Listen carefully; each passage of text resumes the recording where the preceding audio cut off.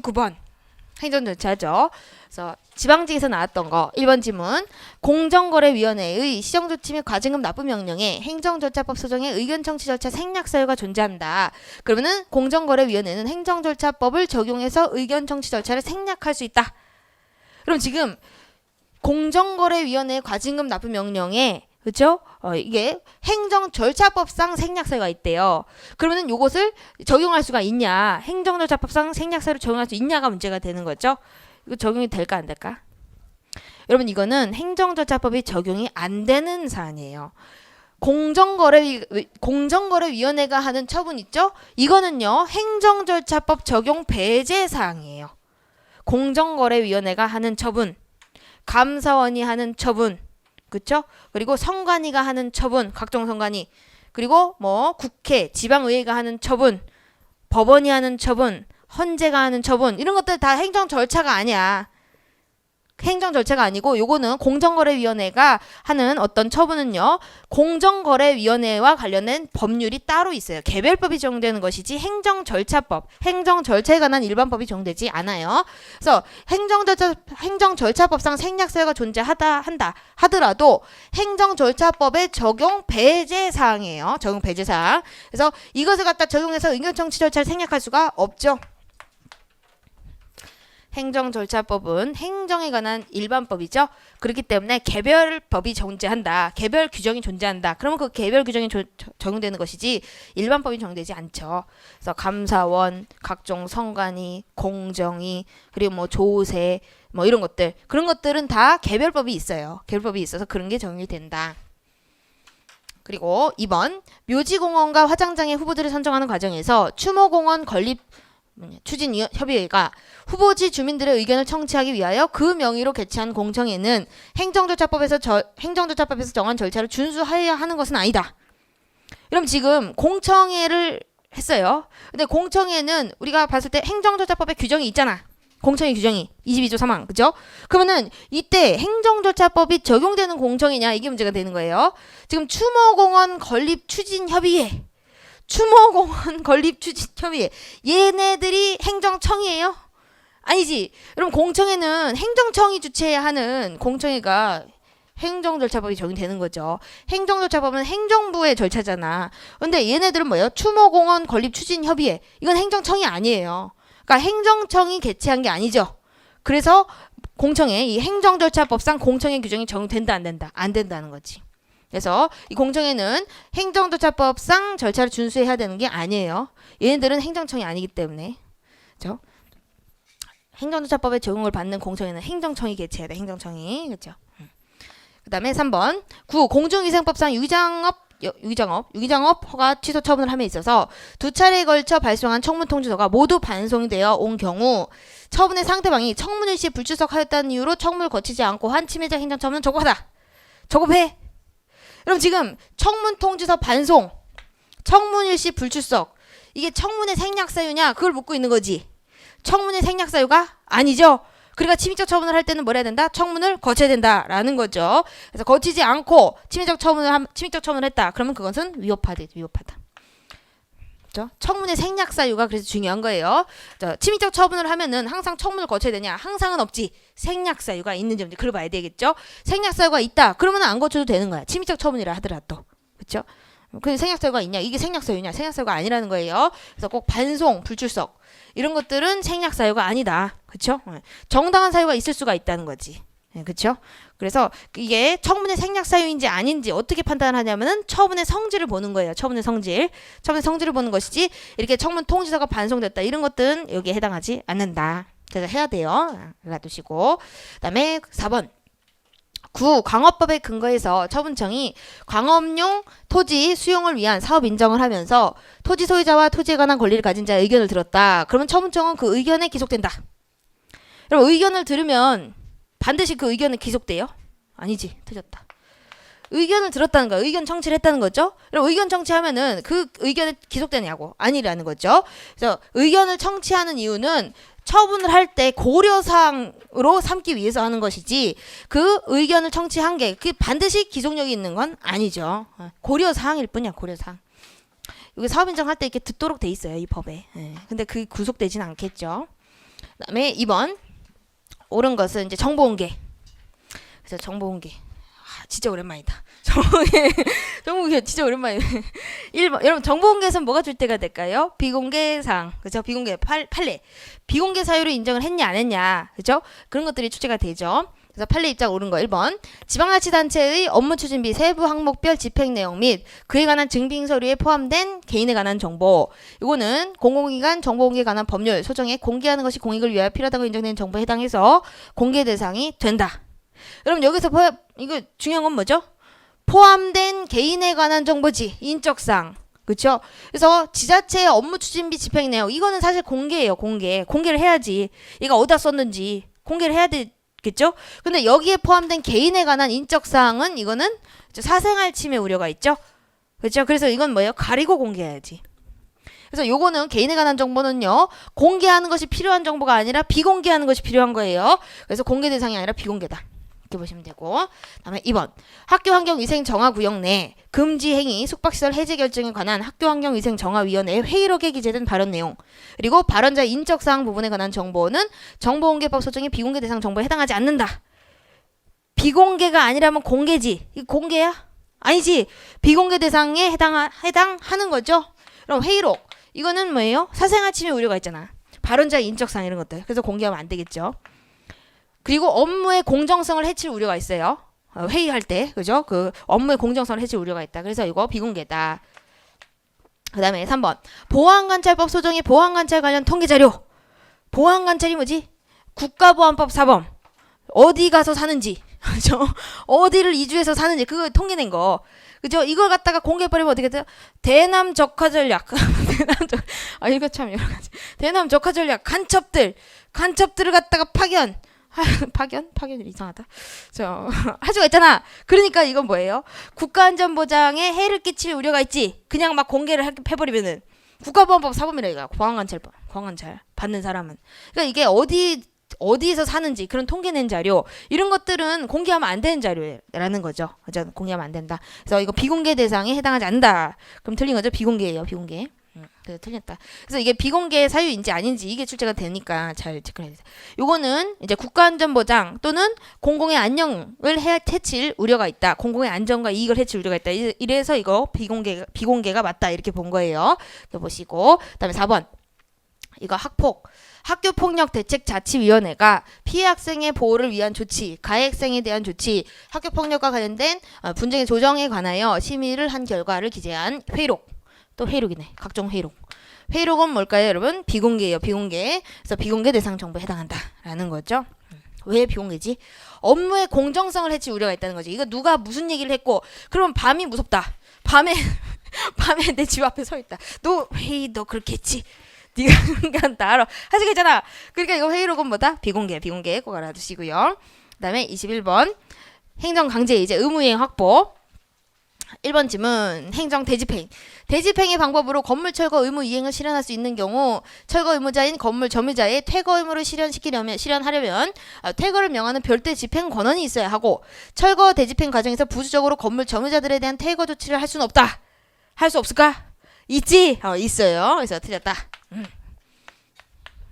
여러분 이거는 뭐 어렵지 않잖아. 그죠? 이게 왜 중요하지? 경찰에 도움 받을 수 있다. 그거하고 또 이제 부수적으로 퇴거 조치를 할 수 있다. 요거 이제 중요하죠. 여기서 또 이제 별도의 집행 권한이 필요가 없다는 거죠.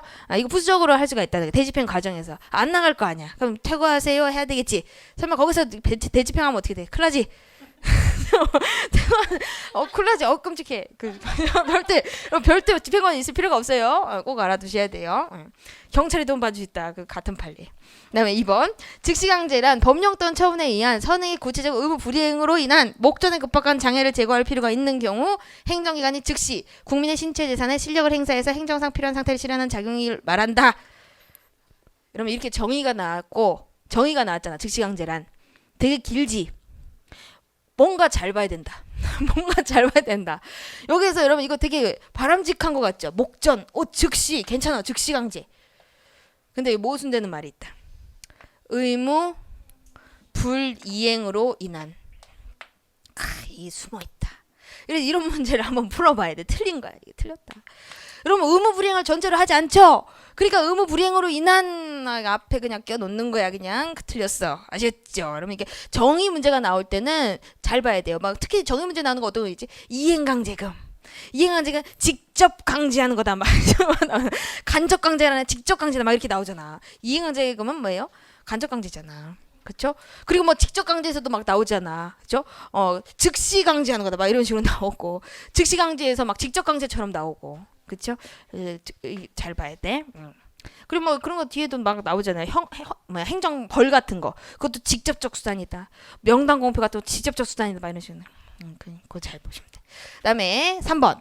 공법인이 대집행 권한을 위탁받아서 공무인 대집행 실시에 지출한 비용을 대집행법에 따라 강제징수할 수 있음에도 민사소송 절차에 의해서 상한을 청구하는 것은 허용되지 않는다.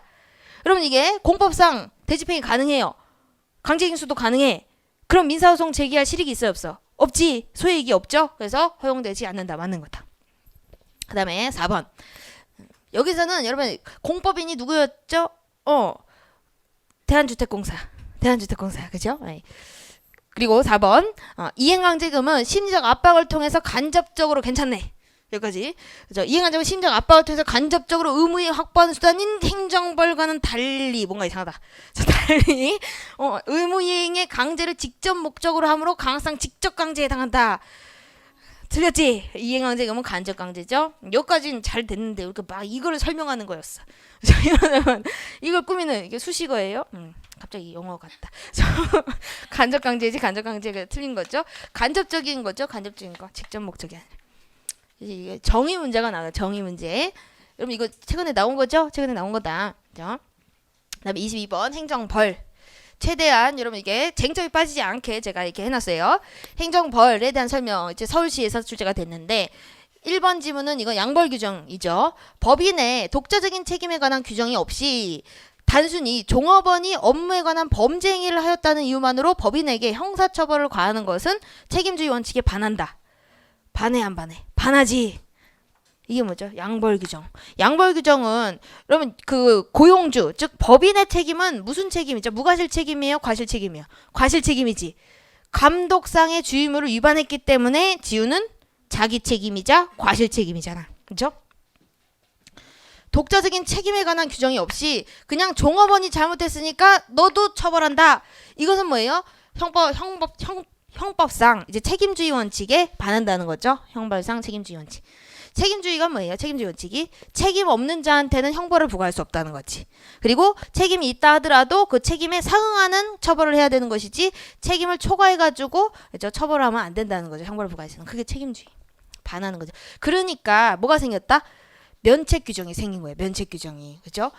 이러이러 과실 의무, 그죠? 주의무를 다했다면은 이 경우 법인이 면책될 수 있다. 이런 규정이 다 생겼죠. 그래서 그때는 다 이제 합헌으로 됐지. 합헌으로. 그죠? 2번. 죄형법정주의 원칙 등 형벌법규의 해석 원리. 죄형법정주의, 명확성의 원칙 이런 것들이죠. 행정 형벌에 관한 규정을 해석할 때도 적용돼야 된다. 형벌이니까. 맞죠? 근데 과태료는 적용 안 돼요. 과태료는 형벌이 아니잖아. 그쵸? 죄형법정주의 원칙 뭐 이런 것들은 이제 형벌에 대한 거잖아. 형벌, 죄형, 형벌. 그러니까 과태료는 적용이 없는데 행정 형벌은 적용될 수가 있다. 그거 헷갈리시면 안 되고요. 3번. 양벌 규정에 의해서 영업주가 처벌되기 위해서는 종업원의 범죄가 성립되거나 처벌이 이루어져야 함이 전제 조건이 되어야 한다. 뭔가 이상하지? 틀린 거다. 지금 어디가 틀렸을까? 그럼 종업원이 처벌이 돼야지 영업주가 처벌돼요? 양벌 규정에 따라서? 아니죠. 영업주, 법인이 처벌되는 이유는 뭐죠? 감독상의 주의무 위반. 자기 책임이야. 자기 책임. 그러니까 종업원이 처벌되니까 그에 종속돼서 처벌되는 게 아니라는 거지. 자기 나름대로 책임이 있기 때문에 그죠? 처벌이 되는 거예요. 그 사람이 잘못이 있기 때문에. 종업원이 잘못이 있어서 그게 뭐 연좌제야? 아니잖아. 연좌 아니야. 연좌 안 돼. 그게 아니야. 그래서 이거는요. 종업원이 처벌이 이루어져야 되는 게 전제 조건이 아니라는 거죠. 영업주는 영업주 자기가 과실 의무가 과실 책임이 있는 경우에 이제 처벌이 되는 거죠. 그래서 자기 책임 종속되는 게 아니다. 그거 알아두시고. 4번.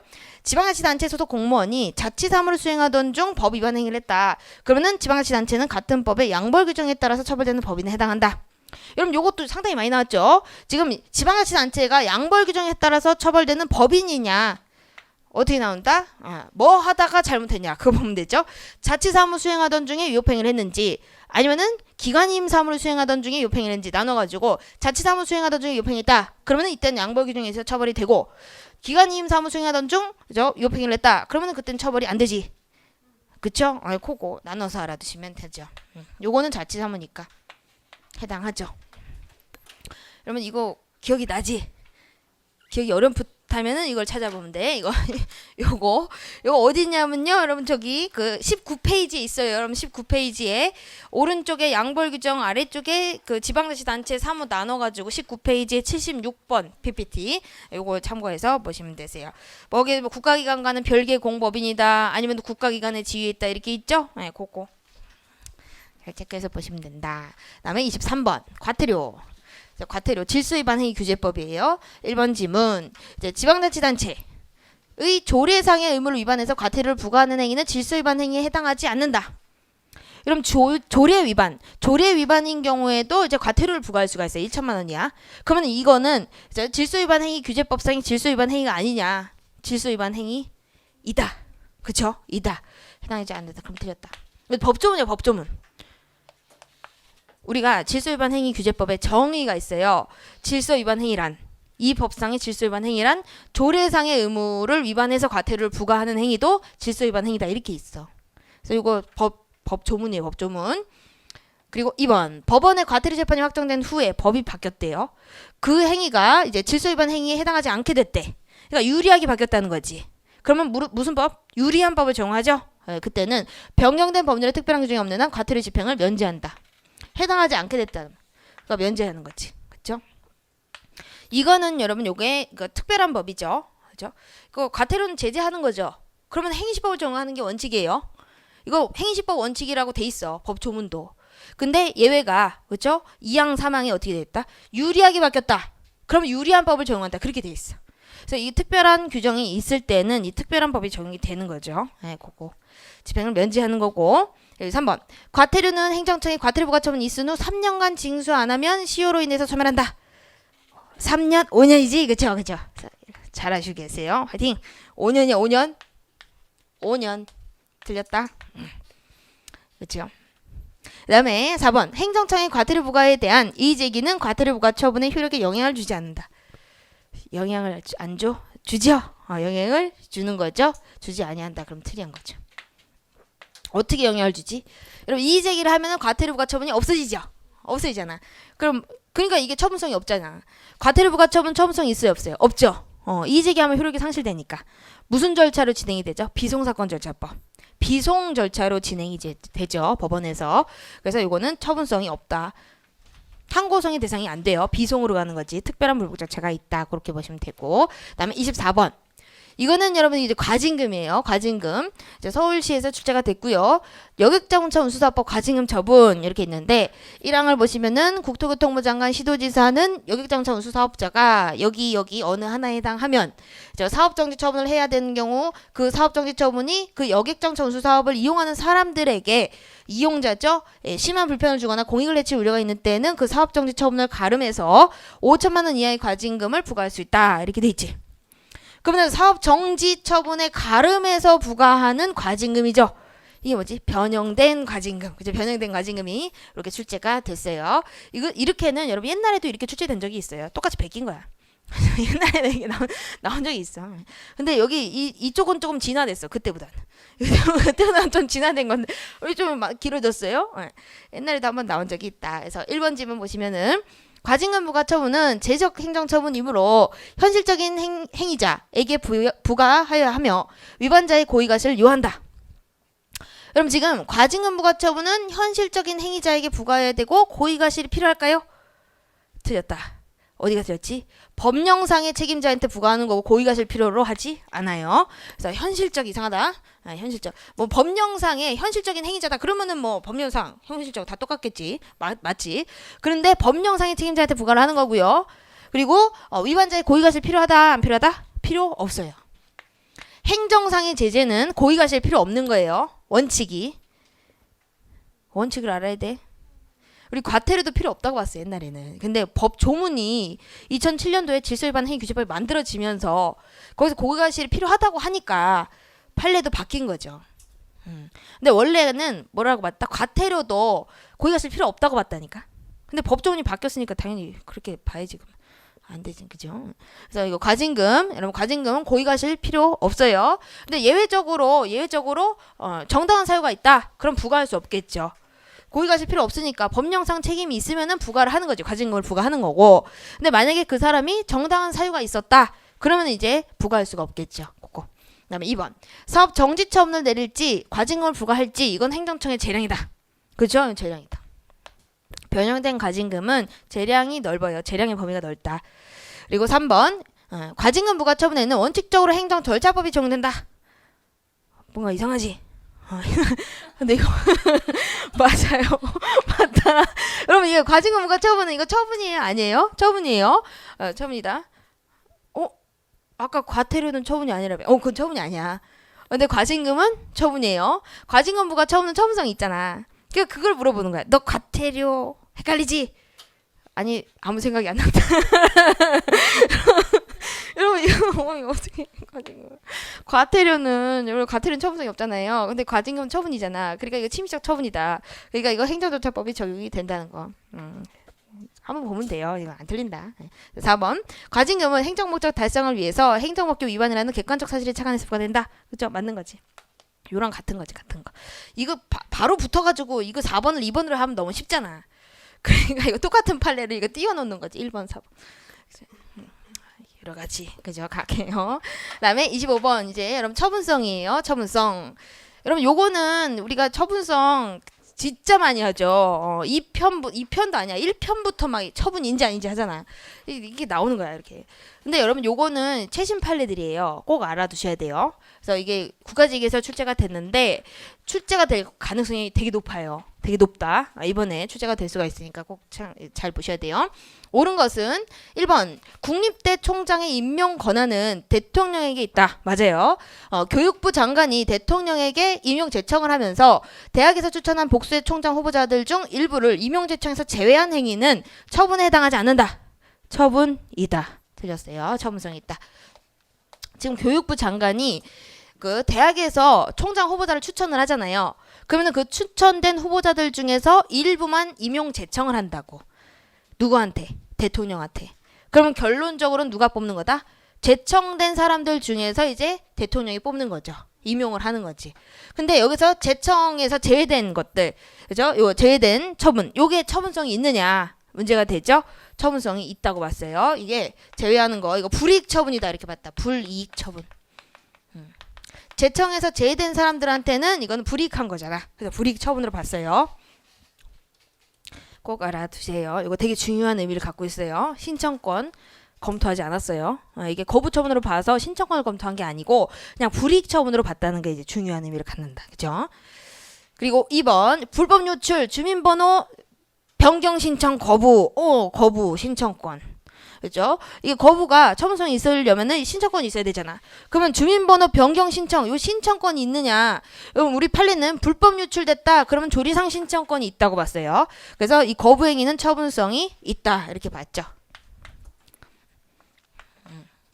다 틀렸다.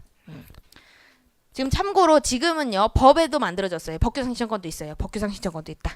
그다음에 3번 검사의 불기소 결정은 공권력 행사에 포함되므로 검사의 자의적인 수사에 의하여 불기소 결정이 이루어진 경우 그 불기소 결정은 처분에 해당한다. 처분이 아니다.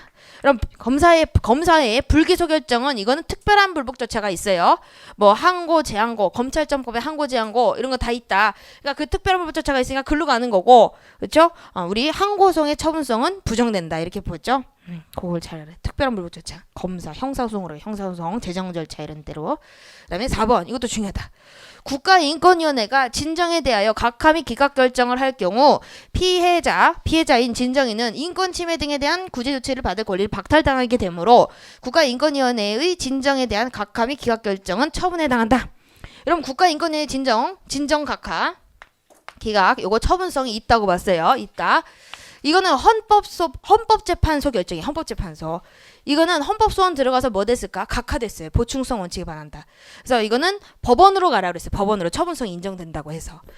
그래서 헌법소원은 각하된 거예요. 그래서 알아두시면 된다. 그래서 국가인권위원회가 한 거 진정 각하, 그죠? 기각결정은 진정인의 인권 침해, 그죠? 인권 침해가 있을 수 있다. 그래서 이거 처분성이 있다 이렇게 봤죠. 그러니까 구제가 안 된다는 거지, 그죠? 그렇게 봤고요. 그다음에 26번 국가배상. 그리고 국가배상은 어렵게 안 나와요. 어렵게 안 나온다. 근데 뭐 사례 문제 너무 어려운 게 없어가지고 괜히 사례 문제로 막 만들어. 근데 막 참 여러 가지 시간 잡아먹게, 그죠? 그래서 이것도 옳지 않은 거 옳은 거 이렇게 있는데 기억본 보시면요. 재판에 대하여 불복 절차, 시정 절차 자체가 없는 경우 부당한 재판으로 인해서 불이익 내지 손해를 입은 사람에게는 배상 책임의 요건이 충족되는 한 국가배상 책임이 인정될 수가 있다. 그렇죠? 여러분 지금 재판이에요. 재판. 그죠? 사업부에 대해서 국가배상이 가능하냐? 그죠? 재판에 대해서 국가배상이 가능하냐? 이건데 특별한 이제 시정 절차가 없어요. 그러면은 이제 가능할 수가 있어요. 배상 책임 요건이 충족되는 한 배상 책임이 인정될 수가 있죠. 이게 뭐였죠, 여러분? 우리가 각하 결정했잖아. 헌법재판소에 그죠? 잘못된 각하 결정으로 본안 판단 받을 기회를 박탈했다. 그러면 그 각하 결정에 대해서는 어떤 절차가 없어요. 시정 절차, 불복 절차가 없다는 거죠. 그 경우에는 위자료 배상이 가능하다. 이렇게 봤죠. 설령 본안에서 기각당할 만한 사정이 있다 하더라도 본안 판단을 못 받았잖아. 그래서 그때 그거 생각하면 돼. 헌법재판소의 각하 결정, 이게 시정 절차가 없기 때문에 인정을 했다. 그 다음에 니은번 국가가 일정한 사항에 관하여 헌법에 의하여 부과되는 구체적 입법 의무, 입법부죠.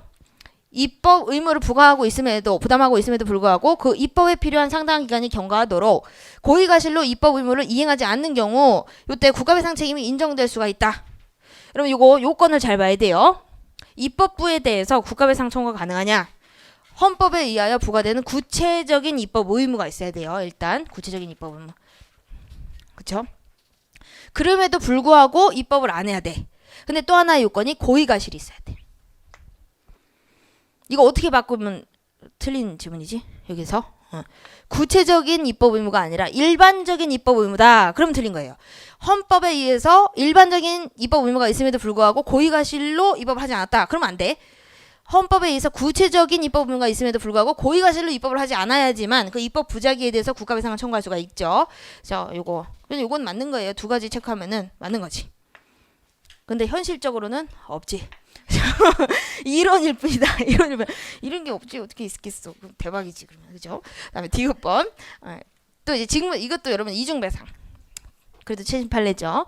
디귿번. 직무집행과 관련해서 공상을 입은 군인이 먼저 국가배상법상 손해배상을 받은 다음에 구 국가유공자 등 예우 및 지원에 관한 법률상 보훈급여금을 지급 청구하는 경우 국가배상을 받았다는 이유로 그 지급을 거부할 수 없다. 지급해야 된다는 얘기지. 맞지? 여러분 그러니까 배상 청구하고 보상 청구하면 되는 거예요. 근데 보상 청구하고 배상 청구하면 된다. 안 되지? 그렇죠? 우리가 이중 배상 금지잖아. 그러니까 보상받을 수 있으면 보상받고 끝낸다는 거지. 그쵸? 근데 보상받을 수 없으면 배상 청구 가능하겠지만, 그쵸? 요거는 반대죠. 배상 청구하고 보상 청구는 가능하지. 우리가 했던 거지. 왜? 이 법에 이중 보상 금지 규정이 없기 때문에. 여러 가지. 이중 보상 금지 규정은 없어요. 그러니까 뭘 청구한다 먼저? 배상을 청구하면 돼. 배상을 청구하고 나중에 보상을 청구하면 돼요. 근데 보상을 청구하고 배상을 청구하면 이중 배상 금지 규정이잖아. 그죠? 그러니까 안 된다. 여러 가지다.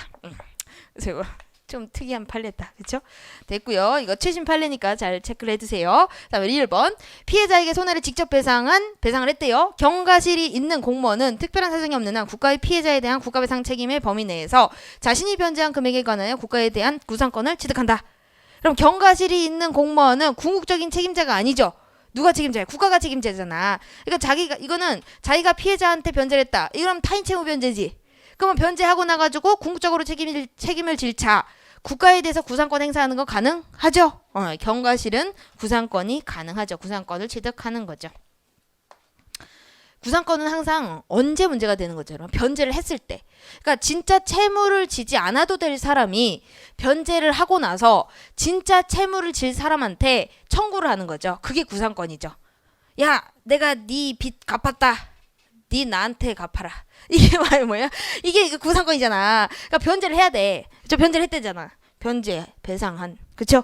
이때는 국가가 이제 책임을 지는 거니까 국가에 대해서 구상권을 취득하는 거죠. 만약에 이게 고의과실이다. 고의중과실이다. 그러면 이거 구상권을 취득하지 못하죠. 지가 져야지. 지가. 그죠? 궁극적으로 이렇게 보시면 되고요. 그다음에 요렇게 이제 출제가 될 수가 있어요. 다행히 동그라미.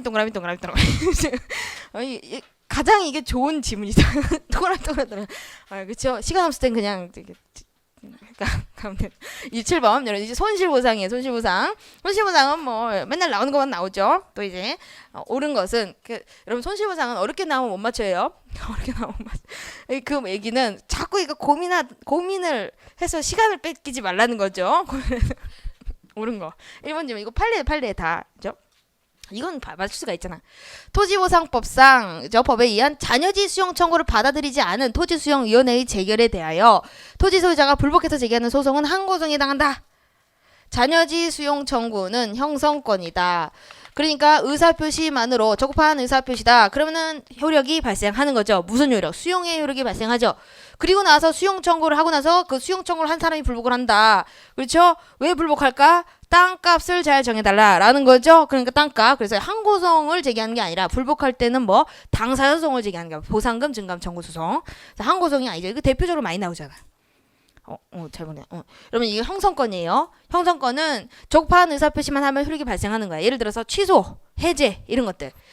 그건 형성권이야. 의사표시만 적법하게 하면 효력이 발생하는 거죠. 이것도 수용 청구를 적법하게 하면 수용 효과가 발생하는 거예요. 근데 왜 불복하냐? 보상금, 금액을 다투는 거지. 그쵸? 금액을 다투는 거죠. 여기서 받아들이지 않는 토지수용위원회 재결, 이게 기각재결이죠. 기각재결을 하면은 적법한 수용 청구인데 효력이 발생 안 해요? 발생해요. 기각재결을 한다 하더라도 그죠? 적법한 수용 청구를 하면 효력이 발생한다고. 그러니까 효력이 발생하니까 수용의 효과 어떤 거죠? 사업 시행자는 보상금을 줘야 되고 그리고 토지 소유자는 보상금을 청구할 수 있죠. 그 권리 의무 관계가 발생한다는 거죠. 그럼 이거에 대해서 불복한다. 그러면 항고성이 아니라 보상금만 다투는 보상금 증감 청구 소송을 제기하면 된다는 거. 여기에서도 보상금 소송에서도 이 사람이 권리가 없잖아요. 그러면 기각이에요. 그렇죠? 항고송을 굳이 제기할 필요가 없다는 거예요. 이때는 이제 수용 청구는 형성권이기 때문에 이제 의사표시만으로 효력이 발생한다. 그러니까 여기 기각 재결 이거를 인용 재결이 나와야지만 수용의 효과가 생긴 게 아니라는 얘기죠. 기각 재결이 나왔다 하더라도 이거에 대해서 불복할 때는 뭐를 제기하면 된다? 보상금 소송을 제기하면 돼. 보상금 소송. 이거 주의하셔야 되죠. 항고송이 아니다. 보상금. 이게 나오는 이유는 비판을 하는 학자분들이 많기 때문이에요. 여러분들도 이게 좀 그렇잖아. 그쵸? 항고송 뭐 못할 게 뭐가 있냐? 그렇죠? 못할 게 뭐가 있냐? 근데 분쟁의 일회적 해결 그게 되게 중요한 거거든요. 분쟁의 일회적 해결. 우리 소송에서는 항고송에서는 금액을 정해줄 수 있어요. 금액. 항고송에서 법원이 야, 너 얼마 이렇게 얼마 배상해 이렇게 정해줄 수 있냐고. 당사자 소송은 가능하죠. 금액을 정해줄 수가 있잖아. 그렇죠? 항고송은 취무부. 그거야. 취무부. 이런 권리 의무 관계가 발생하잖아. 그러니까 권리 의무 관계를 다툰 소송을 제기해야죠. 그렇죠? 이게 형성권이기 때문에 적법한 의사표시를 하면은 너는 나한테 보상금을 줘야 될 권리. 의무. 나는 너한테 청구할 권리 이게 있잖아. 법률 관계가 발생하잖아요. 그 법률 관계를 다툰 당사자 소송을 제기하면은 그게 더 분쟁의 일회적 해결이 좋다는 거지. 항고송은 취무부잖아. 헷갈리는구나. 헷갈리면 안 돼. 아셨죠? 당사자 소송이에요. 당사자, 형성권, 당사자. 요거다 쓰면 헷갈리겠다. 형성권, 효과 발생, 그죠? 수용 효과 발생. 기각 재결 때문에 헷갈리시면 안 돼요. 그거 됐고. 2번 토지보상법. 토지보상법에 따른 사업폐지 손실보상, 사업폐지 등에 대한 보상 청구권은 사법상 권리로서 그에 관한 소송은 민사소송 절차에 의해야 된다. 여러분 사업폐지 손실보상은 공권으로 봐요. 그래서 어디로 간다? 당사자로 가. 당사자. 그래서 사법상 권리. 공법상 권리. 그래서 당사자. 사업해지 손실보상, 농업 손실보상, 하천 손실보상 그 세 가지 꼭 알아두셔야 돼요. 하천법상 손실보상 청구권, 하천 편입토지 이거 있잖아. 하천에 하천구역 편입토지 손실보상 청구권 그것도 뭐죠? 당사자. 그리고 사업해지 손실보상 이것도 당사자. 그리고 또 하나가 농업 손실보상 그것도 당사자예요. 그다음에 3번 이거 우리 많이 했다. 토지보상법상 보상합의 이게 뭐 보상합의 안 배웠는데 그러면 안 돼? 보상합의가 이거 뭐야? 협의취득이다. 협의취득 똑같은 말이 협의취득이지. 협의취득은 공공기관이 사경제 주체로서 행하는 사법상 계약의 실질을 갖는다. 매매계약이잖아. 답은 상당히 쉽다. 이거 답이 아주 쉬워요. 답이 근데 안 나와. 답이 여러분 이거 안 나와요. 진짜 어떡하지? 됐다. 이거 갑자기 왜 이래? 이게 잠깐 가끔 이래요. 어디까지 했지? 했네. 그죠? 27번 이제 4번 지문. 왜 갑자기 안 나오지? 그럼 요것도 이제 손실보상 청구권이 발생했냐에 대한 문제예요. 보시면은 공유수면 매립 면허 고시가 있는 경우 그 사업이 시행되고 그로 인해서 직접 손실이 발생한다고 할 수 있으므로 그죠? 지금 여러분 여기 고시가 있는 경우 사업이 시행되고 직접 손실이 발생한대요. 그러니까 관행 어권자는 공유수면 매립 면허 고시를 이유로 손실보상을 청구할 수가 있을까? 틀렸죠. 지금 여러분 고시가 있으면 직접 손실이 발생해요. 틀렸다. 고시를 이유로 보상 청구를 할 수 있지 않아요. 그럼 뭐가 있어야 되냐? 사업이 시행돼야 돼. 실제로 현실적으로 공사가 돼야 된다는 거지. 사업이 현실적으로 시행이 돼야지만 손실보상 청구권이 발생하는 거죠. 즉 이때 손실이 발생하는 거야. 손실보상 청구권은 손실이 현실적으로 발생을 해야 되잖아. 언제 손실이 현실적으로 발생한다? 사업이 시행됐을 때, 공사가 시행됐을 때 이제 현실적인 손해가 있는 거죠. 고시만 되고 사업이 안 되는 경우도 많아요. 고시만 되고 공사가 안 되고 그냥 놀고 있는 땅들 있잖아. 그죠? 그 지방에 그죠? 그런 것들 있잖아. 그럴 때는 이제 손실보상 청구권이 발생하지 않는다는 거지. 그죠? 그거. 현실적인 손해 그게 포인트죠. 그다음에 28번 손실보상 또 이제 판례 옳은 것은 1번 질문 이주대책은 이른바 생활보상에 해당하는 것으로서 그렇죠. 이주대책 생활대책 이렇게 있죠. 헌법 제23조 사망이 규정하는 손실보상의 한 형태로 보아야 하므로 뒤에 법률이 사업시행자에게 이주대책의 수립 실시 의무를 부과했다. 법에서 그러고 있지. 토지보상법 78조에 사업시행자는 이제 이주대책 수립 실시 또는 이주대책 보상금 그런 것들 이제 이주대책에 이주대책 비용 같은 거 그걸 부담해야 된다 이렇게 돼 있는데 이로부터 사업 시행자가 수립한 이주대책상의 택지 분양권 등의 구체적 권리가 이주자에게 직접 발생한다. 지금 법률이 이주대책 수립 실시 의무를 부과하고 있다라는 거죠.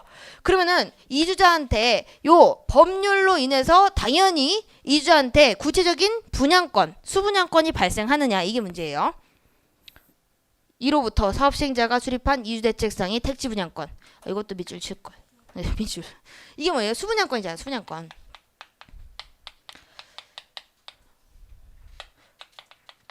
그럼 수분양권 이런 구체적인 권리가 이주자한테 직접 발생할까? 직접 아니지. 됐다. 여러분 법률에 의해서 당연히 수분양권이 발생하는 게 아니에요. 언제 발생한다? 이주대책을 그죠? 얘가 이주자가 신청을 해. 신청을 해서 이주대책 사업시행자가 뭐한다? 확인 결정을 해야지만 수분양권이 발생하는 거야. 확인 결정. 그 판례. 그래서 법률이 의무를 부과했다 하더라도 그죠? 이주자가 수분양권에 대한 구체적 권리가 당연히 발생하는 게 아니라 확인 결정을 해야지 수분양권의 구체적 권리, 수분양권이 발생한다는 거죠. 이거 확인 결정. 직접 이게 의무를 부과했다고 발생하는 게 아니라 수분양권은 언제 발생한다? 수분양권 여러분 이게 어디 있냐면 제가 PPT를 알려드릴게요. 그 수분양권은 저기 뒤에 손실보상 쪽에 안 볼까봐 혹시나 안 봐도 되는데 거기 어디 그 27 어디 갔니? 또 왜 안 보이냐? 그죠? 그 안 보이네. 빠졌네. 여러분 제가 써드릴게요. 빠졌나봐. 여러분 이주대책과 관련해 가지고 이게 빠졌네. 제가 수분양권 구체적 발생 시기, 수분양권의 구체적 발생 시기. 요거는요 이주 대책 시행자. 이주대책 시행자가 확인 결정 했을 때, 이주대책 시행자가 이주대책자다 이렇게 확인을 하고 결정을 했을 때, 그때 이제 수분양권이 발생해요. 그러니까 이주자한테 언제 수분양권이 발생하냐? 사업 시행자가 어떻게 했다? 확인 결정을 해야 돼. 그죠? 수분양권이 있습니다. 이렇게 확인 결정, 의사표시를 해야지만 이제 수분양권이 발생하는 거지, 법률로 인해서 당연히 발생하는 권리는 아니라는 얘기예요. 뭐가 한다? 이주대책 시행자가 확인 결정을 해야 돼. 이주대책자다 이렇게 확인 결정을 하고 수분양권을 주겠다 이런 결정을 해야지만 이제 발생하죠. 법률에 의해서 당연히 발생하는 건 아니다. 이게 왜 빠져있지? 이거만 알면 돼. 그죠? 그 다음에 2번. 요거는 이제 여러분 간접 손실이에요. 간접 손실. 2번. 공공사업 시행으로 사업 시행지 밖에서 발생한 간접 손실을 손실 발생을 쉽게 예견할 수 있고 손실 범위도 구체적으로 특정할 수 있더라도 사업 시행자와 협의가 이루어지지 않고 그 보상에 관한 명문의 근거 법령이 없는 경우에는 보상의 대상이 아니다. 이러면 요거는 우리가 판례 뭐가 생각하나? 간접 손실의 경우에 우리 판례가 명문의 규정이 없어도 유추해서 간접 손실 보상을 해준 판례가 있어요. 그래서 이거 법령이 없는 경우에도 보상의 대상이 돼요. 유추해가지고 간접 손실 보상을 해준 판례가 있어. 그래서 이거 틀린 거다.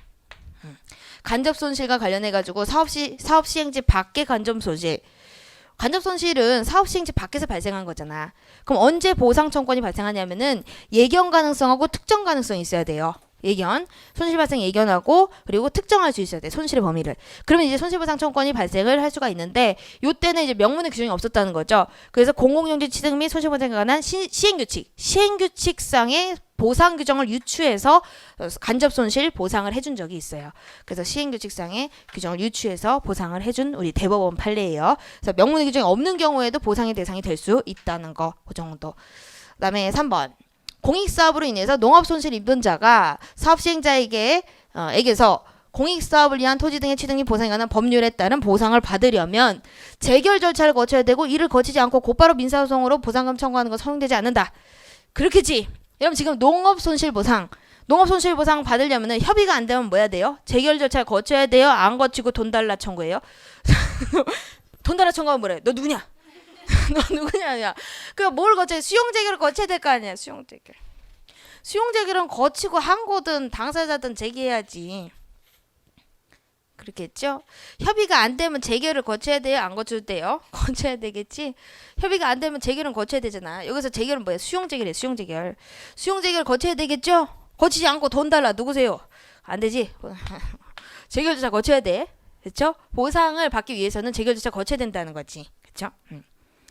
그리고 우리 아까 농업손실보상 그 공권이라고 그랬죠? 구체적 권리가 설정이 되면 뭐로 다툰다? 금액은 당사자로 다투는 거지. 그쵸? 그렇지 않나? 그런 거야. 그런 거죠? 재결은 거쳐야지. 협의가 안 되면은 누군가 정해줘야지. 그냥 돈 달라 하면 너 누구냐 그러잖아. 구체적 권리가 확정이 되고선 금액을 다퉈야죠. 그쵸? 그 정도 보시면 되고요. 4번. 세입자. 여러분 세입자예요. 세입자의 주거이전비 보상 청구권은 사법상 권리이고 주거이전비 보상 청구 소송은 민사소송에 의해야 된다.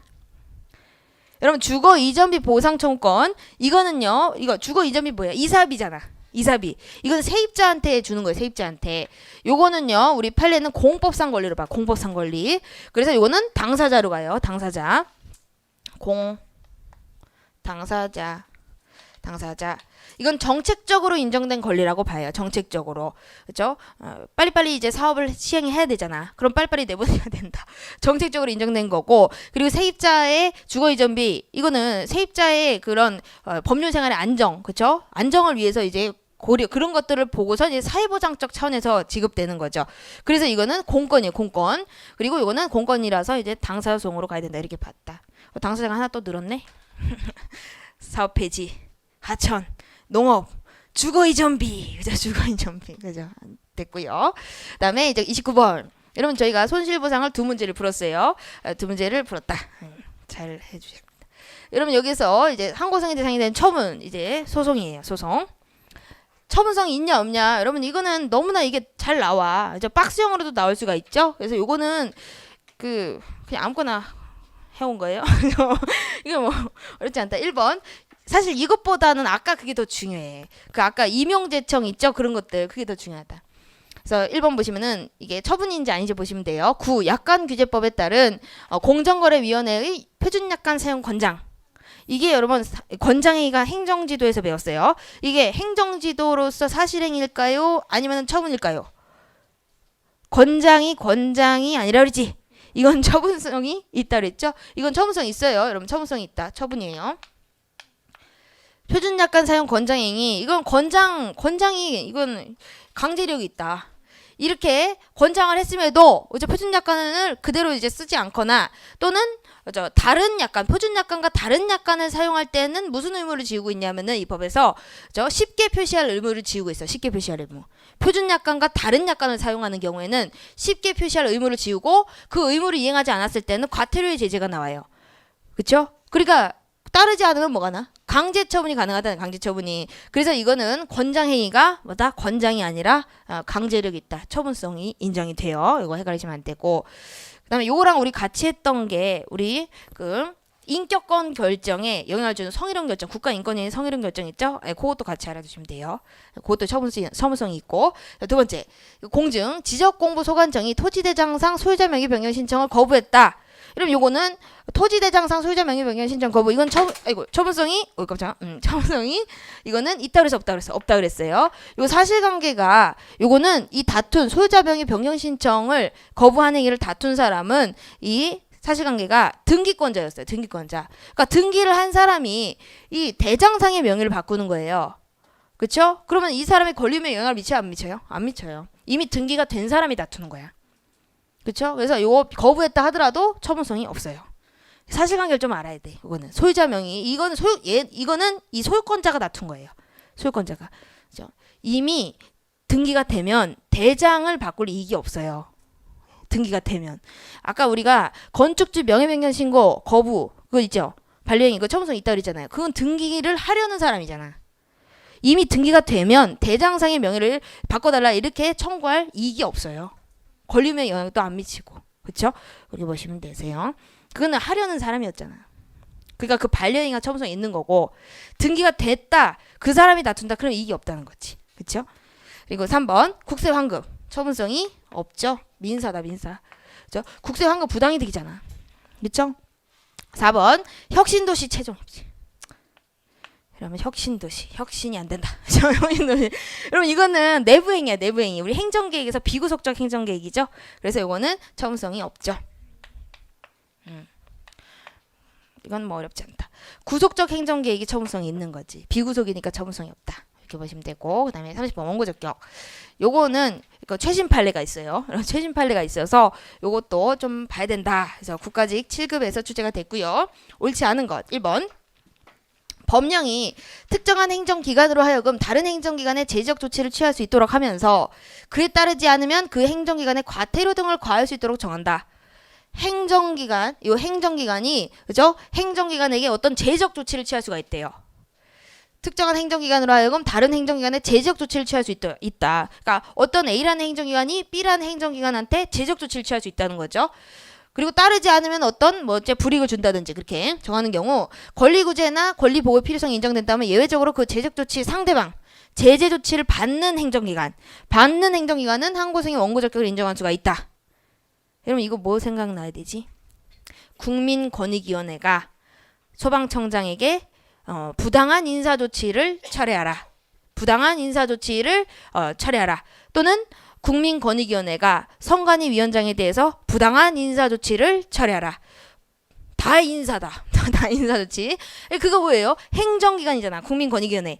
행정기관이 소방청장, 선관위 위원장한테 이렇게 어떤 요구를 하는 거지. 조치를 철회하라. 어떤 조치를 취해라. 그리고 나서 그렇게 하지 않는다. 그럼 뭐다? 강제조치 취한다. 그죠? 여기서 과태료 등을 과할 수 있다고 했는데 과태료 등이죠. 형벌도 가능해요. 형벌도 가능하다. 그러면 이 제재 조치를 받는 행정기관은 어떻게 다툴 수 있는 분쟁 수단이 있어야 되겠지. 근데 특별한 수단이 없다는 거야. 그래서 항고송의 대상적격과 원고적격을 다 인정을 해요.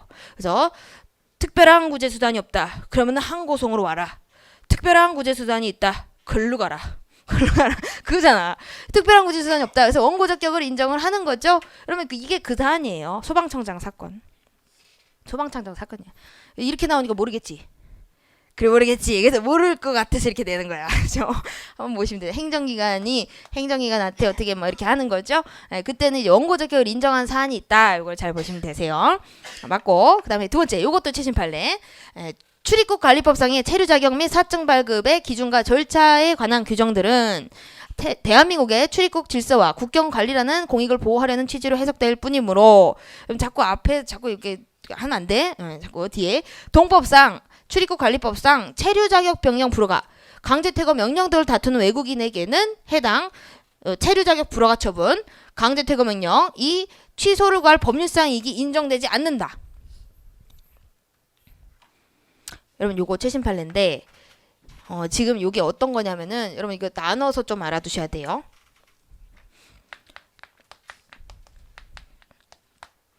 사증 발급 거부 이거 체류 자격 변경 불허가 뭐 귀화 허가 여러분 귀화죠. 화 허가 불허 이거 귀화 불허가 그죠? 갑자기 불허가 체류 자격 변경 불허가 또는 퇴거 명령 이러면 요게 원고 적격이 판단이 달라요. 원고 적격 판단이 지금 사증 발급을 거부한 거에 대해서 그 외국인이 다투 이거 둘 다 외국인이 다투는 거예요. 둘 다 외국인 원고 적격 사증 발급 거부에 대해서는 외국인의 원고 적격을 인정하지 않아요. 그리고 귀화 허가 불허가 체류 자격 변경 불허가 처분 이거에 대해서는 외국인의 원고 적격을 인정을 해요. 그러면 이 사증이 뭐지? 비자, 여행 비자. 이것이 발급이 거부됐다는 것은 이 사람은 우리나라에 입국할 수가 있다는 거 없다는 거예요? 없다는 거죠. 아직 입국이 안 된 거예요? 된 거예요? 안 된 거지. 입국이 안 된 상태에서 사증 발급을 거부하는 것은 이것은 외국인이 이거에 대해서 다툴 이익이 없다. 왜? 아직 뭐예요? 대한민국에 입국이 안 된 상태잖아. 그러니까 대한민국과 실질적 관련성이 있는 어떤 법적 이해관계가 형성되지 않았다는 거야. 대한민국과 실질적 관련성이 있는 이해관계가 형성되지 않았다는 입국이 안 됐으니까. 그래서 이걸 다툴 원고적이 없다. 입국의 자유는 인정되지 않아. 그쵸 외국인. 원고적이 없다. 지금 사증 발급이에요. 사증 발급. 아직 입국이 됐다 안 됐다. 안 됐다는 거야. 근데 지금 이거는 귀화 불허가 체류 자격 변경 불허가 이건 뭐예요? 이거는 뭐 귀화 신청하려면 요건 갖춰야 돼. 그리고 체류 자격 변경 이것도 요건 갖춰야 되죠. 요거는 뭐예요? 여러분 입국이 된 상태야. 입국이 된 외국인이 귀화 불허가 체류 자격 변경 불허가 이걸 다투는 거는요. 대한민국과 실질적 관련성이 있는 어떠한 법적 이해관계가 형성된 상태에서 이걸 다투는 거라는 거예요. 그러니까 요거하고 요거는 차이가 있어요. 대한민국과 어떤 법적인 이해관계를 맺은 외국인이냐 아니냐 이게 차이가 있는 거지. 사증 발급, 사증, 귀화, 체류 자격 이거 우리 어디 있어요? 특허막 했잖아. 그죠? 네. 그래서 요거 XO 이거 잘 비교를 해두시고 여기서는 여러분 지금 체류 자격 변경 불허가 그리고 강제 퇴거 명령 이거는 이 외국인은 뭐죠? 대한민국과 실적 관련성이 있는 외국인이야. 입국이 된 상태에서 다투는 거라는 거죠. 그래서 요거는 요때는 원고 적격이 있다고 봤어요. 원고 적격이 인정된다. 그래서 틀려요. 근데 여기 숨어 있는 논점은 요거야. 사증 발급. 근데 비교해가지고 판시를 한 게 요거예요. 그래서 이것도 알아둬야 돼. 이게 나올 수가 있어. 사증 발급. 이거 한번 냈으니까. 이게 나올 수가 있다. 사증 발급. 사증 발급을 다툰다. 그럼 원고 적격이 없어요. 근데 이게 귀화나 체류 자격을 다툰다. 이러면은 일단 원고 적격이 있다. 아시죠? 원고 적격 판단이 다르니까 좀 차이를 알고 가시면 좋을 것 같아요. 그다음에 3번. 뭐 이렇게 기냐? 이건 안다. 여러분 이게 노란색을 볼게요. 노란색. 환경상 침해를 받으리라고 예상되는 영향권의 범위가 구체적으로 규정돼 있다. 그러면은 그 영향권 내의 주민들에 대해서는 환경상 이익에 대한 침해 이게 추정된다. 맞죠? 이런 것들 보면 된다. 영향권의 범위가 있다. 그러면 그 범위 내의 주민들은 이익 침해가 추정되죠. 그러니까 이 원고 적격이 인정된다는 거지. 그리고 4번. 요거는요. 그러면 요게 기존업자가 다투는 거다. 기존업자. 그래서 여기서부터 볼게요. 기존에 한정 면허를 받은 시외버스 운송 사업자는 일반 면허 시외버스 운송 사업자에 대한 사업계획 변경 인가처분의 취소를 갈 법률상 이익이 있냐? 그럼 기존업자가 지금 뭐죠? 운송사업자다. 운송사업자. 이게 뭐예요? 특허지. 특허. 기존업자가 특허업자인 경우에는 원고 적격이 있어요? 없어요? 있죠? 그러니까 여기 이익이 있다. 이게 맞는 거지. 되시죠? 요거는 우리가 아는 법리. 그래서 요거를 잘 주의를 하셔야 돼. 출입국. 그죠? 출입국. 요거는 우리가 많이 했던 거예요. 사실은. 그죠? 네, 됐고. 그다음에 31번. 이게 뭐 시간이 왜 이렇게 빨리 가? 일부 취소 판결. 일부 취소 판결. 그럼 요거는요. 그 첫 번째는 아까 했던 거야. 아까 하니까 되게 좋다. 과징금, 재량이, 전부 취소 그거 했죠? 여기 2번. 요것도 최신 판례예요. 최신 판례. 독점규제법, 공정거래법을 위반한 광고행위와 표시행위를 했다. 이러면 행위가 두 개예요. 법 위반 행위가. 하였다는 이유로 공정거래위원회가 사업자에 대해서 법 위반 사실 공표 명령을 했다. 각각의 여러 가지 행위가 있는 거예요. 법 위반 행위가. 그리고 나와서 하나의 처분을 했어요. 그럼 이 처분이 가분성이 있느냐를 봐야 돼요. 그래서 행한 경우 표시행위에 대한 법 위반 사실이 인정되지 아니한다면 법원으로서는 그 부분에 대한 공표 명령의 효력만 취소할 수 있을 뿐 그 부분에 대한 공표명령 가분성이 있을까 없을까 이거 취소할 수 있을 뿐 공표명령 전부를 취소할 수 있는 것은 아니다. 여러분 이거는 가분성이 있어요. 가분성이 있다. 이 공표명령이 그죠? 공표명령을 이렇게 했다는 거야. 광고행위 이거 잘못했으니까 너 잘못했다고 얘기해라. 공표해라. 그리고 표시행위 잘못했으니까 너 잘못했다고 얘기해라. 이게 공표명령의 내용이라는 거죠. 가분성이 있다. 표시행위에 대한 법 위반 사실 이게 인정되지 않으면요. 이 표시행위에 대한 공표명령 그 부분만 취소할 수가 있다는 거예요. 가분성이 있다. 이 정도는 가분성이 있다고 봤어요. 그러니까 정도의 차이지. 그렇죠? 다 취소해주면 좋았겠지. 그럴 순 없다는 거지. 그래서 이거 전부를 취소할 수 있는 건 아니다. 이렇게 가분성이 있다. 그 다음에 3번 보시면은 개발부담금 부과 처분에 대한 취소송에서 당사자가 제출한 자료에 의해서 정당한 부과금액을 산출할 수가 없다. 그럼 지금 여기에서 정당한 부과금액을 산출할 수 없대요. 누가? 법원이 정당한 금액을 산출할 수 없으면은 무슨 판결을 할 수밖에 없을까? 전부 취소 판결할 수가 없어요. 위법하다면은. 그래서 법원은 증거조사를 통해서 정당한 부과금액을 산출하고 정당한 부과금액을 초과하는 부분만 취소해야 된다. 지금 여러분 부과금액을 정당한 금액을 산출할 수 없다며. 그러면은 이것을 갖다가 법원이 증거조사까지 해가지고 정당한 금액을 산출을 하고 그거를 갖다가 일부 취소 판결을 해야 된다는 거예요? 안 해도 된다는 거예요? 안 해도 된다는 거지. 그죠? 틀렸다. 이럴 의무까지는 없어요. 직권으로 이걸 증거조사하고 그죠? 그리고 입증 촉구를 하고 행정청아 너 빨리 너 이거 정당한 금액 산출해 이렇게 입증 촉구하고 그럴 필요가 없다는 거지. 정당한 금액 산출 없으면은 그렇죠? 이걸 갖다가 일부 취소 판결할 수가 없는 거죠. 그죠? 짠. 그다음에 4번. 공정거래법 또 났다. 이것을 위반한 수개행위. 또 수개행위. 법 위반 행위가 또 여러 개죠. 여기에 대해서 공정거래위원회가 이번에는 과징금은 부과 처분을 했어요. 아까는 공표명령이지. 법 위반 사실 공표명령. 이 과징금 부과 처분을 했는데 수개 위반 행위 중 일부 위반 행위에 대한 과징금 부과만 위법하고 일부 위반 행위를 기초로 한 과징금액을 산정할 수 있는 자료가 있대. 여기는 정당한 부과금액을 산출할 자료가 없대. 이거는 정당한 부과금액을 산출할 자료가 있대. 그렇죠? 그런 경우에도 법원은 과징금 전부 취소해야 된다. 틀렸다. 최신 판례. 그러니까 여러분 아까 결론은 그거죠. 우리가 아까 과징금 재량이 전부 취소 그거는 정당한 금액 산출을 할 수 있었던 경우에요, 없었던 경우에요. 없었으니까 전부 취소를 한 거예요. 근데 정당한 금액 산출을 할 수 있다. 그러면 뭐예요? 일부 취소할 수가 있는 거예요. 꼭 전부 취소할 필요가 없지. 그렇죠? 그래서 요거랑 좀 비교를 해주세요. 그 차이 또 하나가 이제 수개 행위였냐 아니면 하나 행위였냐 그것도 좀 차이가 있죠. 수개 위반 행위 가분성이 있다. 그래서 이거에 대해서 이제 금액을 산출할 수 있다. 정당한 금액을 산출할 수 있다. 그러면 일부 취소 판결을 하는 거야. 사실은 이게 중요한 요건이에요. 우리가 아까 과징금 재량이 전부 취소 그는 정당한 금액 산출이 안 됐던 사안이고 그렇죠? 됐고 그다음에 32번 판결의 효력. 1번 지문. 기속력은 청구 인용 판결뿐만 아니라 청구 기각 판결에도 미친다. 그럼 기속력은 인용 판결에만 생겨요. 이게 기각 판결에도 생기는 게 기판력이고 기속력은 인용 판결에만 생기죠. 그다음에 2번. 처분 등의 무효 확인을 구하는 확정 판결은 소송 당사자 이외의 제3자에 대하여는 효력에 미치지 않는다. 효력이 미치죠. 왜? 제3자에 대해서 효력이 미치다. 대세우잖아. 29조. 그게 무효 확인 소송에 준용이 돼요. 그래서 무효 확인 소송이지만 형성력이 있어요. 그래서 미치지 않는다 그러면 틀린 거지. 그래서 3번. 사정 판결의 경우에는 처분의 적법성이 아닌 처분의 위법성에 대하여 기판력이 발생한다. 맞죠? 그럼 사정 판결의 경우에는 주문에 뭐를 적시해야 되지? 처분이 위법하다. 그걸 적시를 해야 되잖아. 그럼 주문에 뭐가 생겨? 기판력이 생기죠? 그러니까 처분이 위법하다. 그게 기판력이 생기는 거지. 그렇죠? 그다음에 4번. 세무서장을 피고로 하는 과세처분 취소송에서 패소했대.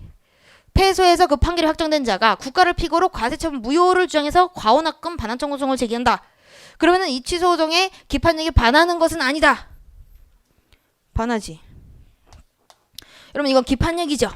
기판력이다. 여기서 과세처분 취소송에서 패소했다는 것은 뭐가 확정됐다? 처분은 적법하다. 처분이 적법하잖아. 근데 그 똑같은 처분에 대해서 부당이득 반환 청구 소송을 제기해요. 과원합금. 그쵸? 그럼 처분이 적법한데 부당이득이야? 아니지. 기판력에 반하죠. 그죠? 이거 과원합금을 제기한다. 취소송의 기판력에 반해서 뭐다? 무슨 판결? 기각 판결 할 수밖에 없어요. 기각 판결. 항상 여러분 패소가 나왔다. 그러면은 기판력을 생각하셔야 돼요. 왜냐면 패소가 나왔으면은 기속력이 생길 수가 없잖아. 그 기속력의 논점들이 나올 수 없죠. 그렇죠? 그러니까 이거 패소가 나왔다. 그럼 기판력 문제다. 이렇게 생각하면 돼. 그렇죠? 확정이 나왔다. 그러면은 판결이 효력이다. 이렇게 보시면 되고요. 그다음에 33번 기속력. 1번 지문. 요것도 우리 기속력 아까 봤던 거. 절차상 하자로 인해서 무효인 처분이 있은 후에 행정처인 관계법령에서 정한 절차를 갖춰서 다시 동일한 처분을 했다면 당해 행정처분은 종전의 무효인 행정처분과 관계없이 새로운 처분이다. 그쵸? 기속력에 반하지 않죠? 여기서 절차 하자로 취소 판결이 나왔다. 예를 들어. 그죠? 그러면 절차를 갖춰 다시 동일한 처분을 했다. 이거는 반복금지 의무에 반하지 않죠? 새로운 처분이다. 이렇게 봐요. 그 다음에 2번. 왜 이게 길어? 구기직이야. 여러분 요거는 다른 사유인지 아닌지를 보면 돼요. 이게 동일한 과오인지 아닌지. 그래서 갑시장이 A 주식회사 공동주택 건립을 위한 주택건설 사업계획 승인 신청에 대하여 미디어밸리 조성을 위한 시가화 예정 지역이라는 이유로 거부 처분했대요. 지금 주택건설 사업계획 승인 신청에 대해서 거부 처분을 했는데 그 이유가 시가화 예정 지역이라는 거죠. 거부 사유가. 그리고 나서 이제 A 주식회사가 위 거부 처분에 대해서 취소송을 제기해서 승소 확정 판결이 나왔대요. 승소네. 기속력이 나올 수 있다. 그죠? 기속력. 받았고 그 이후에 갑시장이 해당 토지 일대가 개발행위 허가 제한 지역으로 지정되었다는 이유로 다시 거부했다. 승소 확정 판결 받고 다시 거부 처분을 했대요. 근데 지금 여러분 여기에서 사유가 뭐죠? 거부 사유가 개발행위 허가 제한 지역으로 묶였다. 처음에는 뭐다? 취소 판결 받은 건 시가 예정 지역. 동일한 사유예요? 다른 사유예요? 다른 사유지. 다른 사유를 들어서 다시 거부 처분하는 것은 기속력이 반해요? 안 반해? 안 반하지. 그래서 거부한 처분을 한 사안에서 재거부 처분은 종전 거부 처분을 취소한 확정 판결 기속력이 반하는 것은 아니다. 아니지. 말만 길어. 말만 길다. 이렇게 나올 수가 있고요. 그다음에 3번. 제3자유 행정처분의 취소송에서 절차하자로 취소 확정 판결이 있은 경우 당해 행정처분 재처분 의무가 있다. 그쵸? 여러분 이거 30조 사망 조문이야. 30조 사망 조문. 그쵸? 신청에 따른 처분이 절차의 하자를 이유로 취소 판결이 나온 경우 그때는 재처분 의무가 있다. 30조 2항을 준용하고 있잖아. 30조 2항. 이거 우리 30조 사망이야. 30조 사망. 기억이 안 나? 기억이 나야 돼. 기억이 나. 여러분 기억이 우리 얼마 안 남았어. 여러분 이렇게 해서 신청에 따른 그죠? 처분이 있잖아요. 이 처분이 지금 누가 제기했다는 거죠? B가 이거에 대해서 취소송을 제기했다는 거죠. 근데 절차상 하자가 있다고 해가지고 이게 취소 판결이 나왔다는 거지. 그러면 행정청은 뭐 해야 되죠? 재처분을 해야 될 의무가 있다는 거죠. 이거 제3자 행정이 30조 사망조문이야. 신청에 따른 인용처분이 절차상 하자로 취소 판결을 받은 경우에 행정청은 뭐 해야 된다? 가부간의 결정을 해가지고 얘한테 다시 처분을 할 수도 있고 얘한테 처분을 할 수도 있는 거죠. 이게 30조 사망이야. 그쵸? 30조 사망. 4번. 자, 보시면 행정행위 중에 신청에 의한 처분의 경우에는 신청에 대하여 일단 거부 처분이 행해지면 그 거부 처분이 적반 절차에 의해서 취소되지 않는 한 사유를 추가해서 거부 처분을 반복하는 것은 취소의 흠이 있는 거부 처분이 반복되는 것이 된다. 그럼 요거는 거부 처분이 있고 나서 거부 처분이 아직 취소가 안 됐어요. 그리고 나서 거부 사유를 추가해서 또 거부 처분을 해. 그럼 이 거부 처분이 무효냐 취소냐 그걸 물어보는 거예요. 그럼 항상 거부는 뭐를 전제로 한다? 신청을 전제로 하는 거지. 신청을. 그럼 이렇게 해서 행정청이 있다. A가 있다. 얘가 이렇게 신청을 해가지고 거부가 나왔다는 거죠. 그리고 나서 뭐 했다는 거죠? 그리고 나서 행정청이 거부 이렇게 했다는 거야. 그렇죠? 지금 여러분 이게 되게 거부를 좋아해. A에 대해서 지금 신청을 하고선 처음에 거부를 했는데 신청을 안 하고 그냥 거부. 처음엔 A 사유, 그 다음에 B 사유, 그 다음에 C 사유 이렇게 했다는 거예요. 그럼 이 거부는 의미가 있어요, 없어요? 없죠. 무효야, 무효. 존재하지 않는 신청에 대한 거부잖아. 존재하지 않는 신청에 대한 거부죠. 그렇기 때문에 무효예요. 무효. 거부. 누가 해달랬냐. 거부. 무효야, 무효. 신청을 하고 거부가 나오고 신청을 하고 거부가 나오면은 반복된 거부는 처분성이 있잖아. 그렇죠? 근데 신청도 없고 거부. 그럼 무효야. 어렵지 않다. 그렇죠? 사유를 추가해서 그거죠. 됐고요. 그다음에 5번. 행정청의 거부 처분 취소 판결이 확정된 경우 확정 판결 당사자인 처분 행정청은 그 행정청의 사실심 변론 중 이후 발생한 그러면 사실심 변론 중을 이후에 발생한 새로운 사유를 이유로 다시 거부 처분을 하는 거 괜찮아요? 안 괜찮아요?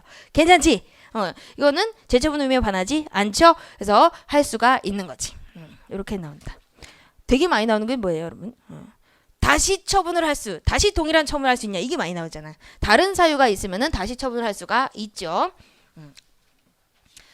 그러면 아마 이게 37번부터가 강론일 거예요. 36번인가? 36번. 이제 4, 5까지가 총론이에요. 총론이 35번. 34번 보시면은 이제 판결의 의력 갑은 과달 A 행정청에 토지 형질 변경 허가를 신청했는데 A 행정청은 허가를 거부했다. 이거 되게 많이 나온다. 이게 또 국가직이다. 거부했다. 이에 갑은 거부 처분 취소송을 제기해서 재량의 일탈 남용을 이유로 취소 판결을 받았고 그 판결이 확정했다. 판결의 효력 문제죠. 이에 대한 설명. 그래서 1번. A 행정청이 거부처분 이전에 이미 존재했었던 사유 중 거부처분 사유와 기본적 사실관계 동일성이 없는 사유를 근거로 다시 거부처분했다. 지금 여러분 판결이 확정되고 나서 다시 거부처분을 했대요. 근데 이게 동일한 과오를 반복하는지 봐야 돼요. 기본적 사실관계 동일성이 없는 사유를 들어서 다른 사유, 새로운 사유를 들어서 다시 거부처분했다. 이건 허용돼요? 허용 안 돼요? 이거 허용이 되는 거죠. 그래서 허용되지 않다 그러면 틀린 거다. 여기서 헷갈리시면 안 되는 게 거부처분 이전에 존재했었던 사유인데 괜찮냐? 괜찮아요. 괜찮다. 다시 거부처분해도 기속력에 반하지 않는다. 기속력에 반하는 건 언제만? 거부처분 당시에 존재했었던 사유이고 동일성이 있어야 돼. 동일성이 있는 사유 and 처분 시까지 존재하는 사유여야 돼요. 그러면은 기속력에 반해요. 거부처분 이후에 발생하거나 또는 동일성이 없거나 그러면 기속력에 반하지 않아. 거부처분 당시에 존재했었고 and 동일한 사유다. 그런 경우에만 기속력이 미쳐서 기속력에 반하는 거예요. 됐죠? 그러니까 기속력에 반하지 않는 경우가 많지 훨씬. 그렇죠? 그리고 2번. A 행정청이 재처분을 했더라도 취소 판결의 기속력이 저촉되는 경우에는 갑은 간접강제를 신청할 수 있다. 그럼 지금 기속력에 반하는 재처분이에요. 그럼 이것은 재처분을 이행한 거로 봐야 되는지 이행하지 않은 거로 봐야 되는지 그게 문제지. 왜? 간접강제는 재처분을 이행하지 않았을 때의 실효성 확보 수단이잖아. 그러니까 재처분을 이행했는지 안 했는지 그죠? 우리 판례는 기속력에 반하는 재처분은 재처분을 안 한 거로 봐요. 그래서 간접강제 신청을 할 수 있다고 보지. 이것도 많이 나오죠. 다음에 3번. A 행정청의 재처분이 취소 판결 기속력이 저촉되더라도 당연무효는 아니고 당연무효지. 당연무효다. 이거 뭐래? 당연무효지. 재처분이 그럼 기속력이 반하잖아. 그럼 무효지. 그죠? 무효다. 그다음에 이제 4번. A 행정청이 간접강제 결정에서 정한 의무이행 기간 내에 재처분을 이행하지 않아서 배상금이 이미 발생했다. 그러면은 그 이후에 재처분을 이행하더라도 갑은 배상금을 추심할 수 있다. 그럼 지금 재처분을 이행했어요. 이행하면은 배상금을 추심할 수 있어요, 없어요? 없어요. 지금 여기에서 간접강제 결정에서 정한 의무이행 기간이 지났다 하더라도, 그죠? 이행을 하면 배상금을 추심할 수가 없다. 왜? 배상금의 법적 성질이 이게 손해배상도 아니고 제재도 아니고 단순한 의무이행 확보라는 거지. 그렇죠? 목적이 이미 달성이 됐잖아. 심리적 압박을 줘가지고 이행하게끔 하는 게 이거잖아. 이 취지잖아요. 배상금의 법적 성질이. 그러니까 이행을 했으면은 목적이 달성됐다는 거예요. 그때 가서는 추심할 수가 없어요. 그때 가서는 추심할 수 없다. 이게 이행강제금하고 차이잖아. 이행강제금은 이미 부과된 건 강제징수할 수 있죠. 이건 안 돼요. 이행했으면 끝이야. 되셨죠? 그 차이가 있고. 35번 행정심판. 아, 이게 행정심판 열심히 본다고 그랬는데 못 보겠네. 행정심판이에요. 그래서 요거 설명으로 가장 옳지 않은 것은 보시면 1번 무효동 확인 심판에서는 사정재결이 허용되지 않는다. 여러분 사정판결을 생각하시면 되세요. 사정재결 허용되지 않아요. 왜? 존치시킬 효력 있는 행정처분이 없어요. 무효는. 그래서 사정재결이 허용되지 않고요. 그리고 2번 거부처분에 대한 취소심판, 무효동 확인 심판 청구에서 인용재결이 있었음에도 불구하고 피청구인인 행정청이 재결의 취지에 따른 처분을 하지 않았다. 여러분 거부처분 취소 심판, 의무행, 그러니까 무효동 확인 심판에서 인용재결이 있다. 그럼 뭐가 있죠? 재처분 의무가 있지. 이거 새로 들어왔잖아, 조문이. 근데 재처분을 안 해. 그러면은 당사자가 신청하면은 행정심판위원회는 기간을 정해서 서면으로 시정을 명하고 그 기간 내에 이행하지 않으면 직접 처분을 할 수 있을까? 여러분 직접 처분은 언제만 가능하다? 처분 명령 재결이 나왔음에도 불구하고 이행을 하지 않았을 때, 재처분을 하지 않았을 때만 직접 처분이 가능한 거죠. 취소 재결, 무효동 확인 재결에서는 직접 처분을 할 수가 없는 거예요. 재처분을 이행하지 않았다 하더라도. 그래서 여기 할 수 있다 그러면 틀린 거야. 직접 처분은 언제만 가능하다? 의무이행 심판에서 처분 명령제결이 나온 경우만 가능해. 그죠? 고고고. 그다음에 3번 행정청이 처분을 할 때 처분 상대방에게 심판 청구 기간을 알리지 않았다. 불구지다. 그런 경우에는 처분이 있었던 날부터 180일까지가 취소 심판이나 의무이행 심판의 청구 기간이 된다. 그럼 지금 여기서 심판 청구 기간을 알리지 않으면요. 알았다 하더라도 안 날로부터 90일이 아니라 180일까지 제기할 수 있어요. 180일. 그래서 청구 기간이 된다. 이거 맞는 거고. 4번 종로구청장의 처분이나 부작위에 대한 행정심판 청구는 서울특별시 행정심판위원회에서 심리재결을 해야 된다. 그러면 행정심판위원회는 관할이 정해져 있어요. 그래서 이거 임의적으로 당사자들이 선택해서 제기할 수 있는 게 아니에요. 뭐 우리 그 소송처럼 뭐 임의 관할이 아니라는 거지. 딱 정해져 있다. 종로구청장의 처분이나 부작위 어디에 제기할까? 서울특별시 행정심판위원회. 그래서 서울특별시 행정심판위원회에서 심리재결해야 된다. 이거 맞는 거다. 그래서 요거는요, 여러분 우리가 행정심판 파트에 이제 그 위원회 관할이 있어요. 위원회 관할이 있다. 괜찮으세요? 우리 거의 다 했어. 10분만 더. 그러니까 여러분 이거는 사례니까 어렵지 않아요? 여기서 강론이야. 총론 끝났어요.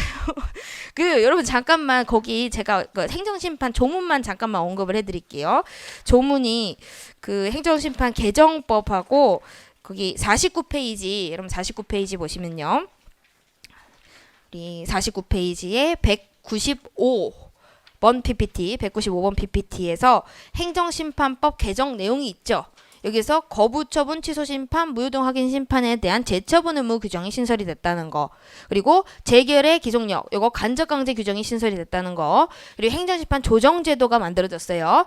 그리고 국선대리인 제도가 신설이 됐다. 경제적 능력이 없는 사람들은 국선대리인을 선임 신청할 수가 있어요. 요거 체크를 해두시고, 그 다음에 또 하나가 이제 위원회가 관련해가지고 206페이지. 206페이지에 거기 PPT 206번 52페이지예요. 52페이지. 거기에 행정심판위원회 관할이 있어요. 처분청 소속 행심위, 중앙행심위, 시도소속 행심위. 그래서 처분청 소속 중앙 아니다. 그러면 시도로 가요. 그래서 처분청 소속 이런 게 있고 중앙이 이런 게 있다. 좀 보시면 확인을 해보시면 되세요. 이거 우리 했던 거다. 그죠? 좀 또 보면 된다. 그래서 이게 한번 나왔으니까 국가직에서 아니다. 서울시에서 한번 나왔으니까 이것도 한번 체크를 해보시면 된다. 됐고, 여러분 36번 이제 여기는 이제 권한의 위임과 관련해 가지고 이제 강론인데 몇 개 없어요. 여러분 뭐 그 빨리 하면 돼. 그럼 보시면은 36번. 국토교통부 장관은 X국도 중 A도에 속한 X1, X2, X3 구간의 유지 관리에 관한 권한을 A 도지사에게 위임을 했대요. 지금 국토교통부 장관이 도지사한테 위임을 했죠. 기관위임이다. 그리고 A 도지사는 그중 A도 B군에 속한 X1 구간에 대한 유지 관리에 관한 권한을 B군수에게 재임했다. 그렇죠? 이것도 기관위임이죠. 재위임했다. 이에 대한 설명으로 옳지 않은 거. 1번. 국토교통부 장관의 A 도지사에 대한 권한 위임은 법률이 위임을 허용하고 있는 경우에 한해서 인정된다. 당연하죠. 한해서 인정이 되죠. 권한의 위임은 권한을 이전시키는 거잖아. 우리 행정권한은 법에 정해져 있죠. 그러면은 이전시키려면 뭐로 바꿔요? 뭐로 이전시켜요? 법으로 이전시켜야 되잖아. 법으로 바뀌어야 된다. 그래서 행정권한 법정주의를 바꾸는 거기 때문에 법으로 바꿔야 된다. 이제 법적 근거가 있어야 돼요. 그래서 맞아요. 하나요 인정되는 거. 2번. A 도지사가 B 군수에게 권한을 재임한다. 재임했죠. 하기 위해서는 국토교통부 장관의 승인이 필요하다.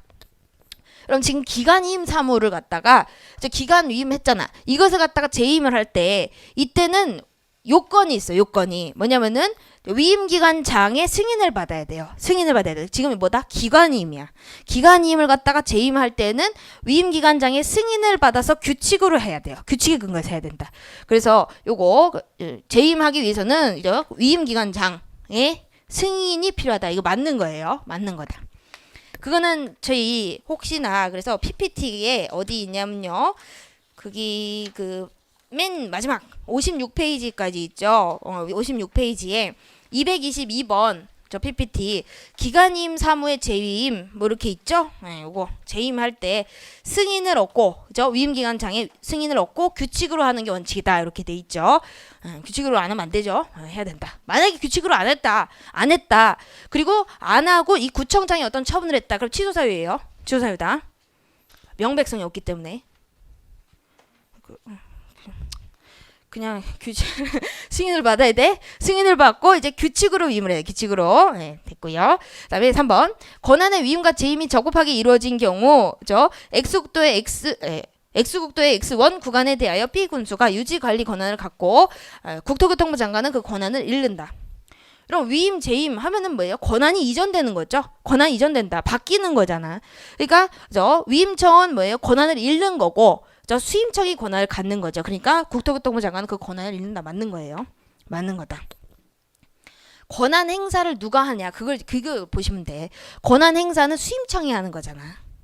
위임을 하게 되면 위임청이 할 수가 없어요. 그렇죠? 수임청이 하는 거지. 그렇지만 사무기속 주체가 나온다. 너 이거 헷갈리지? 이러겠지? 4번. 그럼 사무기속 주체는 기관임 경우 바뀌어요? 안 바뀌어요? 안 바뀌지? 그렇죠? 그러니까 권한 행사를 누가 하냐 하고 사무가 걔가 한 행위의 효과가 누구한테 기속되냐 그건 차이가 있는 거지. 그죠? 그건 다른 거죠.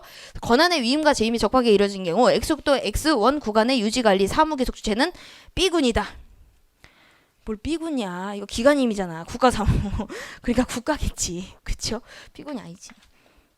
그렇겠죠? 국토부 장관이 위임 재임을 한 거잖아요. 그러니까 국가지. 사무기속 주체는. 그쵸? 그래서 B군이 아니겠죠? 그래서 요거 권한 행사를 누구 하냐 사무기속 주체가 누구냐 이거 차이가 있어요. 꼭 알아두세요. 기관임인 경우 국가사무 됐고 그 다음에 37번 지방자치단체에서 옳지 않은 거 1번 지문 기관임 사무는 법령에 의해서 특별히 위임받은 경우를 제외하고 조례로 규율할 수 없다. 그럼 기관임 사무는요 원칙 뭐로 규율해야 돼요? 아까 뭐라 했죠? 규칙이다. 기관장한테 위임한 거잖아. 단체장이 조례를 만들어요? 규칙을 만들어요? 규칙을 만들겠지. 예, 그런 거죠. 그러니까 이거 조례로 규율될 수가 없는 거예요. 기관위임 사무는. 그러니까 조례로 정할 수 있는 거는 뭐예요? 자치사무 또는 단체위임 사무. 단체위임 사무는 자치사무 되잖아. 그렇죠? 그러니까 이 자치조례에는 몰라도 이 기관위임 사무는요. 조례로 규율할 수가 없는 거죠. 규칙으로 해야 돼. 규칙으로. 근데 예외가 있지. 법령에서 특별히 위임받은 경우. 법령에서 특별히 조례로 위임했어. 그러면 조례로 정할 수 있지. 그게 뭐지? 위임조례. 위임조례도 예외적으로 있어요. 그러면 근데 위임조례는 자치조례하고 차이점이 그렇죠? 포괄 위임 금지 원칙이 적용돼요, 안 돼요? 네, 된다. 잘하고 있다. 그죠? 이게 만약에 이게 예외적으로 조례로 규율을 한다. 기관위임 사무를 갖다가 그러면 이제 위임조례가 되는데 위임조례 같은 경우에는 포괄 위임 금지 원칙 이게 적용이 되죠. 포괄 위임 금지.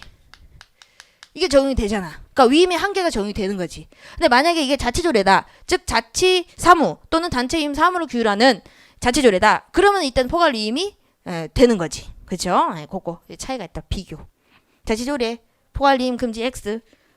위임조례 포괄 위임 금지 동그라미. 화이팅! 여러분 아실 수 있죠? 이 정도는 할 수 있어. 우리가 이렇게 끝나. 2번 지방자치법 169조 1항에 따라서 이거 시정명령 취소 정지. 169조 시정명령 취소 정지. 시정명령하고 이행 안 하면 어떻게 한다? 위법 부당한 명령 처분을 갖다 취소 정지할 수 있다 이거잖아. 그러면 이런 거 지방자치법 좀 알고 있어야 돼. 그래서 제가 여기 있잖아. 여기 여러분 이거 잘 참고를 하시면 되세요. 그래서 169조 1항에 따라서 주무부 장관이 시도에 대해서 법령 위반을 이유로 행하는 직권 취소의 대상. 그럼 장관이 시도에 대해서 감독을 할 수가 있죠. 취소 정지할 수가 있지. 그리고 또 시군구는 시도지사가 할 수가 있고, 그렇죠? 이때 주무부 장관이 시도지사에 대해서 법령 위반을 이유로 행하는 직권 취소의 대상은 항고성의 대상이 되는 처분으로 제한된다. 처분으로 제한되지 않아요. 감독권 행사는 꼭 처분에 대해서 이걸 할 수 있는 게 아니야. 항고성의 대상이 되는 처분이냐 아니냐 이거는 원고가 국민이었을 때, 그죠? 국민이 다툴 때 이게 처분성이 문제가 되는 거죠. 그렇죠? 국민의 권리움에 영향을 미치냐 그거잖아. 지금 이거는 감독권 행사다. 감독권 행사.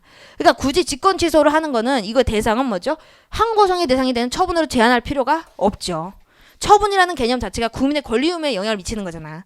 이거 감독권이잖아. 상위, 그죠? 상급 기관이 하급 기관 감독하는 거, 그죠? 제한되지 않아요. 이게 어떤 거였지?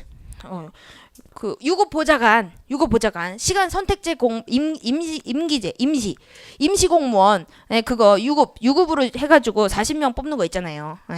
그걸 갖다가 단체장이 만든 거잖아. 처분 이거 공고를 한 거예요. 공고를 갖다가 주무부 장관이 이거를 취소할 수가 있느냐 이제 문제가 돼. 취소할 수가 있어요. 우리가 해설이 있어. 시간 선택제 임기제 공무원 40명 뽑자. 그죠? 행정 정책 지원 요원으로 뽑자. 그걸 했어. 공고를 했는데 그게 잘못됐다고 한 거죠. 잘못됐다. 직권 취소. 잘했다. 유급 보좌 인력 두면 안 된다. 막 그렇죠? 그런 거다. 3번 지방자치법 제172조 4항 6항에서 지방의회 재의결에 대해서 직접 제소할 수 있는 주체.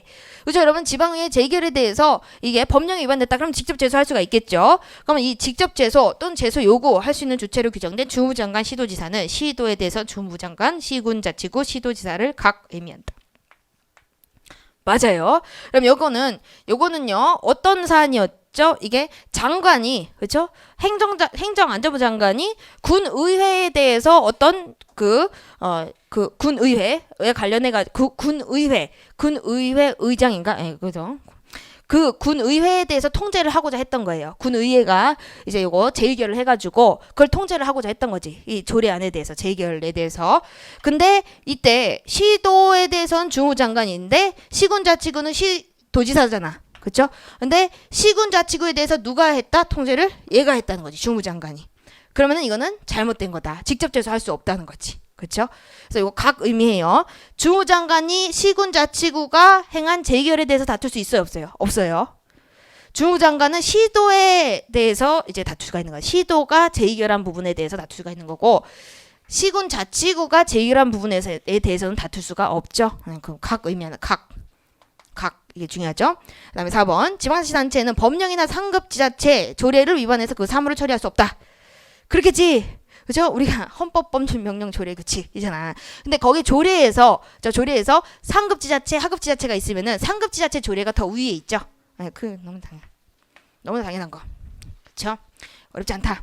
그다음에 이제 여기서는 좀 어렵다. 그죠? 이거 판례를 여러분 좀 알아두셔야 되는데 이것을 선택한 이유는요. 혹시나 좀 어렵게 나온다. 그러면은 이런 게 나올 수가 있어. 이거는 알면 풀고 모르면 못 풀거든. 보시면요. 자, 단체장과 지방의회 관계. 그럼 단체장과 지방의회는 서로 견제와 균형 관계에 있어요. 그래서 단체장의 권한을 지방의회가 함부로 침해하면 된다, 안 된다? 안 된다. 그래서 조례가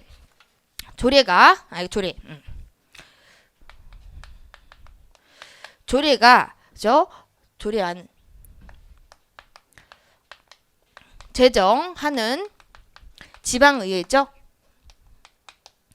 지방의회가 단체장을 이제 감독할 수, 단체장을 견제할 수가 있는데 단체장을 갖다가 사전에 소극적으로 개입해가지고 이제 견제를 한다. 그런 경우가 있고 사후에 아이고 죄송해요 여러분 사전 적극적 적극적 개입을 해가지고 견제하는 경우가 있고 사후에 소극적으로 개입해서 견제하는 경우가 있어요. 이때 조례안이 이 조례가 단체장의 권한을 침해해가지고 위협한 거냐, 즉 법률 우위 원칙에 반하냐, 그게 문제가 돼. 사전 적극적 개입은 이건 안 되는 거고 사후 적극적 개입은 이거는 가능한 거예요. 그래서 조례안을 제정하는 지방의회가 그쵸? 사전에 적극적으로 개입하는 조례를 만들었다. 그러면 그거는 법률 우위 원칙에 반하는 거야. 단체장의 권한을 침해하는 거죠. 그래서 이때는 안 되는 거야. 이 조례가 무효가 돼요. 근데 만약에 조례안을 제정하는 지방의회가 사후 소극적으로 개입하는 조례를 만들었다. 단체장의 권한을 소극적으로 개입하는 조례를 만들었다. 이런 경우에는 가능한 거지. 그렇죠? 네. 그래서 요게 이제 그 법률 우위 원칙과 관련돼 가지고 판례들이 있어요. 그 부분이 여러분 저희가 혹시 이거 프린트 있으신 분은 32페이지부터 그죠? 32페이지 이게 저희가 예전에 특강을 했던 자료거든요. 특강을 했던 자료 31페이지 왼쪽부터 이렇게 쫙 있는데 이걸 좀 참고를 하시면 되세요. 제가 이거를 일단은 해결을 할게요. 이렇게 정리를 해놨어요 제가. 그래서 단체장의 권한을 이렇게 적극적으로 개입해서 침해를 하냐 아니면 소극적으로 개입한 거냐 이게 다 나눠놨거든. 그래서 1번 보시면은 지방자치법상 합의제 행정기관 설치 운영에 관하여 해당 지방자치단체가 민간위탁 적격자 심사위원회 위원회 정수 및 위원회 구성비를 어떻게 정할 것인지는 조례 제정권 범위 내에 있다. 이거는 조례로 정할 수가 있어요. 이거는 사후 소극적인 거다. 그죠? 그래서 소극적인 개입이에요. 그래서 이거는 범위 내에 있다. 맞는 거예요. 조례로 정할 수가 있어요. 지방의회가 단체장의 권한을 침해한 게 아니다. 민간 위탁 기억을 해두시고 요거는 조례가 구성원의 어떤 자격이라든지 이런 걸 정할 수 있다 이렇게 법령에서 규정을 하고 있는 거야. 그래서 이게 단체장만 할 수 있는 게 아니다. 민간 위탁인 경우에는 조례에 뭘 정하고 있다, 뭐를 정할 수 있게 돼 있다. 이게 기관 구성원의 어떤 이런 정수, 이런 구성비 이런 걸 정하도록 돼 있다는 거. 법령에서 그걸 금지하고 있지 않다. 요거랑 똑같은 게 여러분 요 아래쪽에 4번 지문 있어요. 4번 지문. 이것도 민간 위탁이에요. 민간 위탁과 관련해서는 조례가 나름대로 정할 수가 있다. 좀 정리를 하세요. 조례가 사후적인 개입이라 좀 소극적인 개입이라. 그래서 요거 잠깐 보시면은 조례안이 지방자치단체 사무의 민간위탁에 관해서 지방의회의 사전 동의를 받도록 한 거. 이것은 민간위탁 권한을 단체장으로부터 박탈하려는 것이 아니다. 민간위탁은 좀 견제할 필요성도 있고 이건 조례로 정할 수 있는 부분이에요. 그래서 지방자치단체장의 집행 권한을 본질적으로 침해하는 것을 볼 수 없다. 그래서 맞는 거다. 민간위탁과 관련해서는 조례에 어떤 재량권이 있다. 조례로 정할 수 있는 어떤 재량권이 있다. 상위법에서 이걸 갖다가 단체장의 권한이다. 이렇게 규정하고 있지 않다는 거지. 그죠? 근데 2번 요거 이제 비교. 지방의회가 합의제 행정기관 설치에 관한 조례안을 발의해서 이를 그대로 의결 재의결하는 것은 지방자치단체장이 고유권한에 속한 사항의 행사에 관하여 지방의회가 사전 적극적으로 개입하는 것으로서 위법하다. 맞는 거다. 그럼 지금 이거는 합의제 행정기관인데요. 합의제 행정기관 이거는 상위법에서 단체장한테 기관 구성원에 대해서 어떤 인사권을 주고 있는 경우예요. 인사권. 그 기관 구성원을 갖다가 위촉하고 해촉하는 권한을 갖다가 누구한테 줬다? 단체장한테 주고 있는 거야. 근데 이것을 갖다가 합의제 행정기관 설치에 관한 조례로 지방의회가 만들고 그 조례에 어떤 내용을 실었냐면은 그 위원회 구성원 중 5명은 의회가 추천하는 자로 한다. 이렇게 나름대로 조례를 만들어 가지고 그 위원회 구성원을 갖다가 조례로 정할 수 있도록 한 거죠. 근데 발의 의결, 재의결까지 가요. 재의결 왜 했을까? 이걸 거부했으니까, 그렇죠? 공포를 거부했으니까 재의결까지 간 거겠죠. 재의 요구를 했으니까. 그러니까 재의결 끝까지 했다는 거지. 이것은 뭐죠? 단체장의 고유 권한에 속하는 사항이라는 거예요. 그죠? 이 합의제 행정기관 설치. 이거 상위법에서 그렇게 하고 있다는 거지. 그런데 단체장의 고유 권한인데 그걸 갖다가 조례로 만들었는데 조례에 어떻게 돼 있다? 위원 중 5명은 우리가 추천하는 자를 꼭 위촉을 해야 된다. 그렇게 돼 있다고. 그러니까 이건 뭐죠? 인사권 침해라는 거야. 인사권 침해. 그래서 지방의회가 사전에 적극적으로 인사권에 개입하는 거다. 그래서 이건 위법하다 이렇게 봤죠. 인사권 대부분이. 그러면 행정기관을 구성하고 지방 공무원을 갖다가 뭐 파견하고 선임하고 이런 것들은 누구 권한이에요? 집행기관 권한이지. 단체장. 지방의회가 공무원을 관리하는 게 아니잖아. 그렇죠? 공무원 관리 대부분이 공무원 관리. 그죠? 민간 위탁 이거는 뭐 사인이잖아. 사인. 그래서 이제 3번 이제 보시면은 이것도 인사권 개입했다. 지방의회가 단체장의 인사권에 개입을 한 거죠. 3번 보시면은 조례안에서 단체장이 재단법인 광주 비엔날레 업무 수행을 지원하기 위해서 소속 지방 공무원을 위 재단법인을 파견함에 있어서 그 파견 기관과 인원을 정하여 지방의회 동의를 얻도록 하고 그리고 지금 조례를 이렇게 만들었다는 거야. 동의를 얻어라. 단체장 네 멋대로 하지 마라. 그렇죠? 얻도록 하고 이미 위 재단법인에 파견된 지방 공무원에 대하여는 조례안이 조례로서 시행된 후 최초로 개회하는 지방의회에서 동의를 얻어라. 네 멋대로 하지 마라. 즉 공무원을 갖다가 그죠? 이렇게 규정하고 있는 경우 조례안 규정은 법령 위반될까 위반되지 않을까? 법령 위반 된다고 봤어요. 이거 인사권에 완전 개입하는 거잖아. 공무원을 딴 데 파견하고 뭐 전입시키고 그리고 위촉을 하고 해촉을 하고 그건 누군 거다? 집행기관 권한이지. 의회가 아니잖아. 그렇죠? 그래서 요거는 인사권에 사전 적극적으로 개입하는 거다. 그래서 위협하다고 봤어요. 조례가. 이거고 그다음에 5번. 요것도 참고로 알아두세요. 개정 조례안 중에 동정자치위원회를 구성하는 위원회 위촉과 해촉에 관한 권한. 이거 인사권이죠. 인사권을 단체장, 그죠? 동장에게 부여하면서 그 위촉과 해촉에 있어서 당의 지역 구의원과 협의하도록 한 규정. 이게 조례잖아. 조례 규정. 이건 위협하냐 아니냐 이게 문제가 되는데 지금 여러분 구의회가 아니라 의원이다. 협의를 해도 의회랑 해야 되겠지. 지방의회와 단체장의 이게 견제잖아. 근데 지금 의회가 아니라 의원 개인이야. 이거는 뭐죠? 인사권을 침해한 거다. 이렇게 본 거죠. 그래서 저거 받아 그러면 틀렸어요. 구의원과 협의를 하도록 하겠다. 의회의 권한인데 그 개인이 행사할 수 있어요? 없어요? 없죠. 그럼 원래 단체장 권한을 갖다가 구의원이 이거 상대할 수가 없죠, 당연히. 그래서 그 의회의 권한을 의원이 행사하는 이것은 조례가 위협하다 이렇게 봤어요. 보시면 되고. 어이구, 많이가. 곡물. 이제 두 문제 남았다. 두 문제. 여러분 이제 곡물법인데 이제 옳지 않은 거 1번 질문. 곡물의 인접주민. 항상 여러분 곡물은요. 고양된 일반 사용권. 그걸 주의하셔야 돼요. 고양된 일반 사용. 인접주민은 다른 일반인보다 인접 곡물의 일반 사용에 있어서 특별한 이해관계. 인접주민 특별한 이해관계. 그죠? 경우가 있고 그러한 의미에서 다른 사람에게 인정되지 않는 이른바 고양된 일반 사용권이 보장될 수가 있죠. 인접주민. 그리고 두 번째, 도로구역이 결정고시 되어 공사가 진행 중인 경우에 해당 구역 내에 있지만 아직 공사가 진행되지 아니한 국유토지는 시효취득의 대상이 되지 않는다. 그럼 지금 이거는 도로구역이 결정고시됐대요. 공용 지정은 있었죠. 근데 아직 공사가 지정이 안 되는데 곧 될 거야. 그걸 뭐라 그랬죠? 예정공물이라고. 예정공물. 그래서 예정공물. 그럼 시효취득의 대상이 될까 안 될까? 안 돼요. 안 된다. 예정공물도 곧 있으면 공물이 될 거잖아. 공사 끝나면. 그죠? 그래서 이 예정공물은 시효취득 대상이 안 돼요. 공물에 준해서 취급하는 게 우리 판례다. 그죠? 3번. 자연의 상태 그대로 공공용에 제공될 수 있는 실체를 갖고 있는 자연공물은 자연력 등에 의한 현상 변경으로 공용에 제공될 수 없게 되고 그 회복이 사회통념상 불가능하게 되지 아니한 이상. 그죠? 공물로서의 성질이 상실되지 아니하면 시효취득의 대상도 되지 않는다. 그럼 자연공물 시효취득 돼? 안 돼? 안 되죠? 자연공물 바다를 대가 공유수면 그죠? 막 그런 거 안 되잖아. 그죠? 시효취득 어떻게 돼? 안 되지. 그죠? 안 된다. 되죠? 그거. 그다음에 4번. 도로 등 공물이나 공공용물을 특정 사인이 배타적으로 사용하도록 하는 점용 허가가 도로 등의 본래 기능 및 그 목적과 무관하게 그 사용 가치를 활용하기 위한 것으로 평가가 된다. 그럼 지금 점용 허가를 도로에다가 해줬대요. 그런데 이 도로의 본래 기능하고 무관하대. 그럼 도로의 본래 기능이 뭐예요? 걸어가는 거.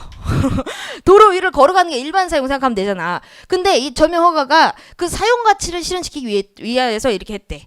이거는 어떤 사연이냐면은 어떤 종교단체가 도로 지하를 갖다가 예배당으로 쓴 거예요. 예배당으로. 그러니까 임대차 한 거지. 도로를 갖다가 임대차 하는 게 일반 사용이야? 아니잖아. 그쵸? 그러면은 점용료를 부과해야 돼요? 부과하지 않아도 돼? 부과해야 되겠지. 그럼 점용료 부과 안 하면 어떻게 돼? 그 게을리했다. 공금 부과를 게을리했다. 그럼 뭐가 돼? 주민소송의 대상이 될 수 있다. 그거와 관련한 판례예요. 그래서 점용 허가가 도로의 본래 기능 걸어가는 게 아니지 임대차였다. 그죠? 무관하게 그 사용 가치를 실현하기 위한 것으로 평가가 되는 경우에도 주민소송의 대상이 되는 재산의 관리 처분에 해당하지 않는다. 들렸죠? 해당하는 거죠. 도로의 본래 기능과 무관하게 점용 허가를 이게 점용 사용하고 있잖아. 그쵸? 이거는 먼저 특별 사용이다. 예배당 지하 생각하면 지하 무관하게 예배당이 본래 기능은 아니잖아. 그죠? 그거 여기에 해당해요. 그러니까 공금 부과를 게을리했다. 점용료를 부과해야 되는데 점용료 부과를 안 했다는 거야. 그것도 역시 주민소송의 대상이 될 수 있어요. 위법한 재무회계. 위법한 재무회계인 경우 주민소송이잖아. 그쵸? 그거 될 수 있다.